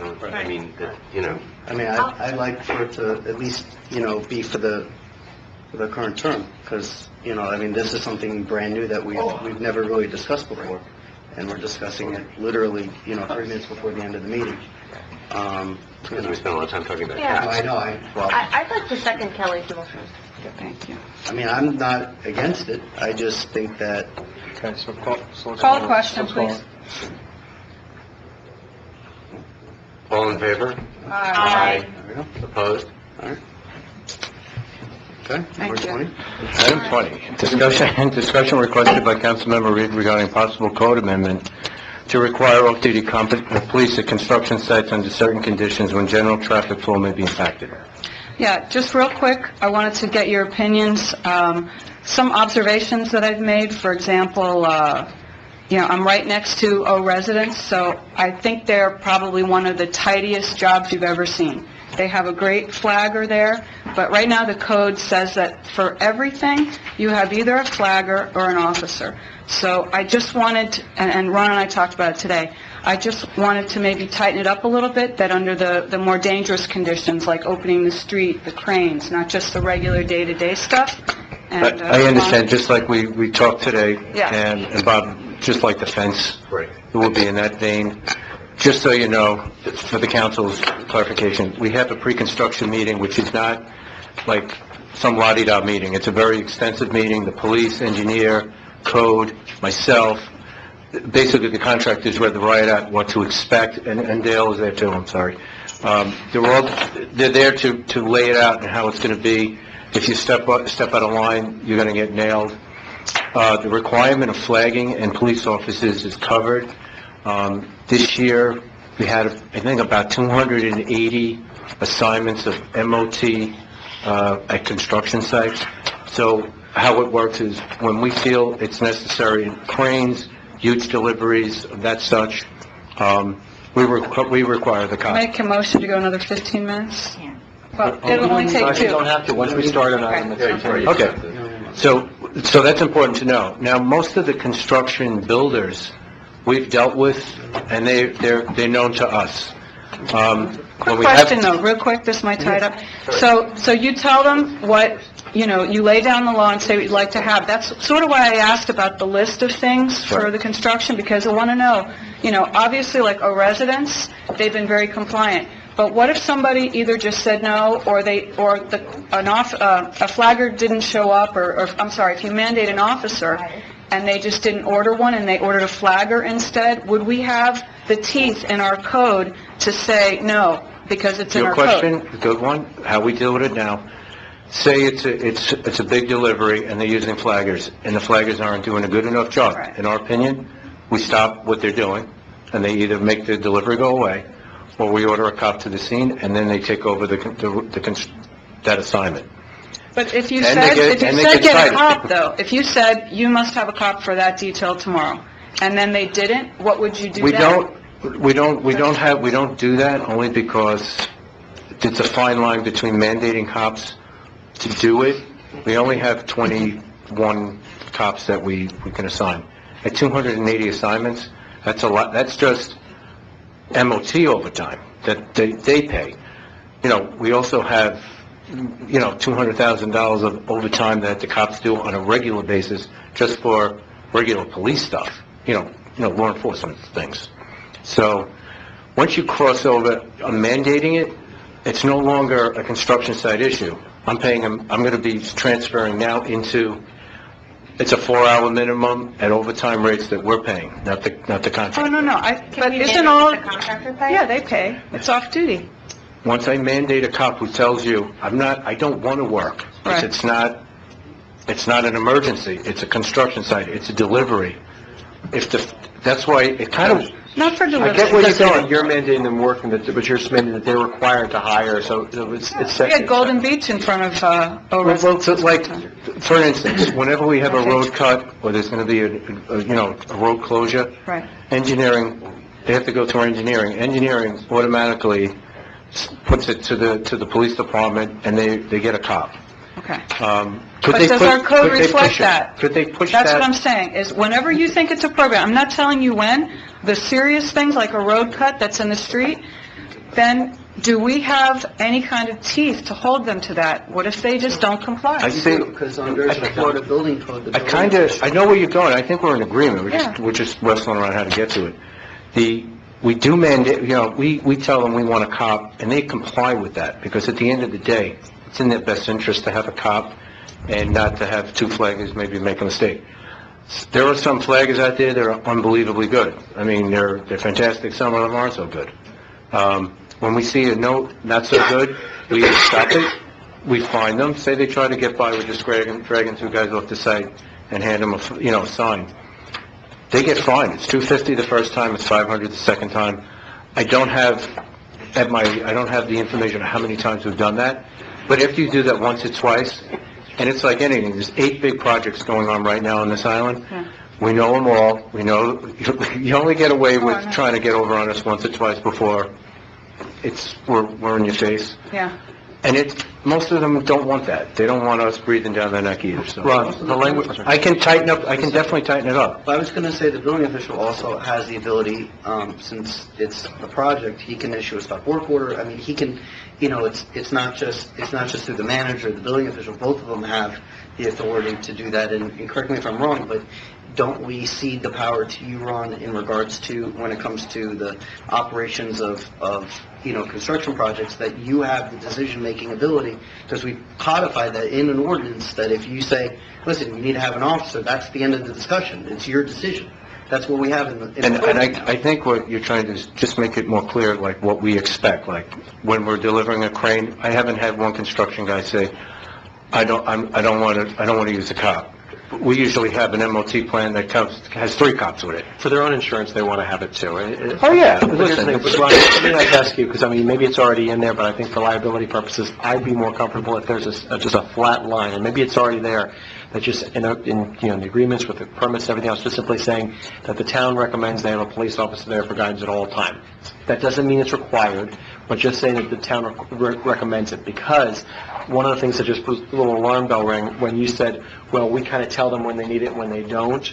I just want to make sure that we are on record in the agreements that say, we think it's a good idea all the time, because God forbid something happens, if we told them, you didn't need an officer, you can use the guy off the street that's holding the flag, liability can't possibly come back. I'd rather, with a simple line, get us out of a lot of the liability. Sure, Frank and Craig can accommodate that. No, but I mean...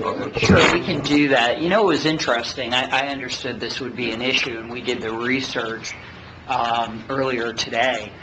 All the cases that popped up initially were the fact that when the municipality requires or has or otherwise recommends a police officer off-duty, you would think that since they're off-duty, the liability pushes.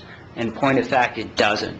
For all the police officers injured, it went against the towns, the municipalities, workers' comp, and liability rather than the private employer. The only instances in which an off-duty police officer who wasn't injured that didn't go back to the town or the municipality was one who slipped on a grape in a cafeteria at a hospital at Mount Sinai. So the liability goes both ways. It just depends how you want to do it or dictate it, and under certain circumstances. We could certainly tighten up the language to include it at the town manager or the building official's requirement, or alternatively, you have the construction plan that they have to agree to, and you can insert it there. Right, no, to that point, I understand that, and I understand that the liability is going to come here if something happens and an officer's guiding them, of course, I understand that.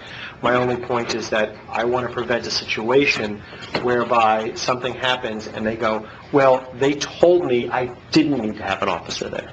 Because when you say that, if he's stating to him, you don't need that becomes an additional liability.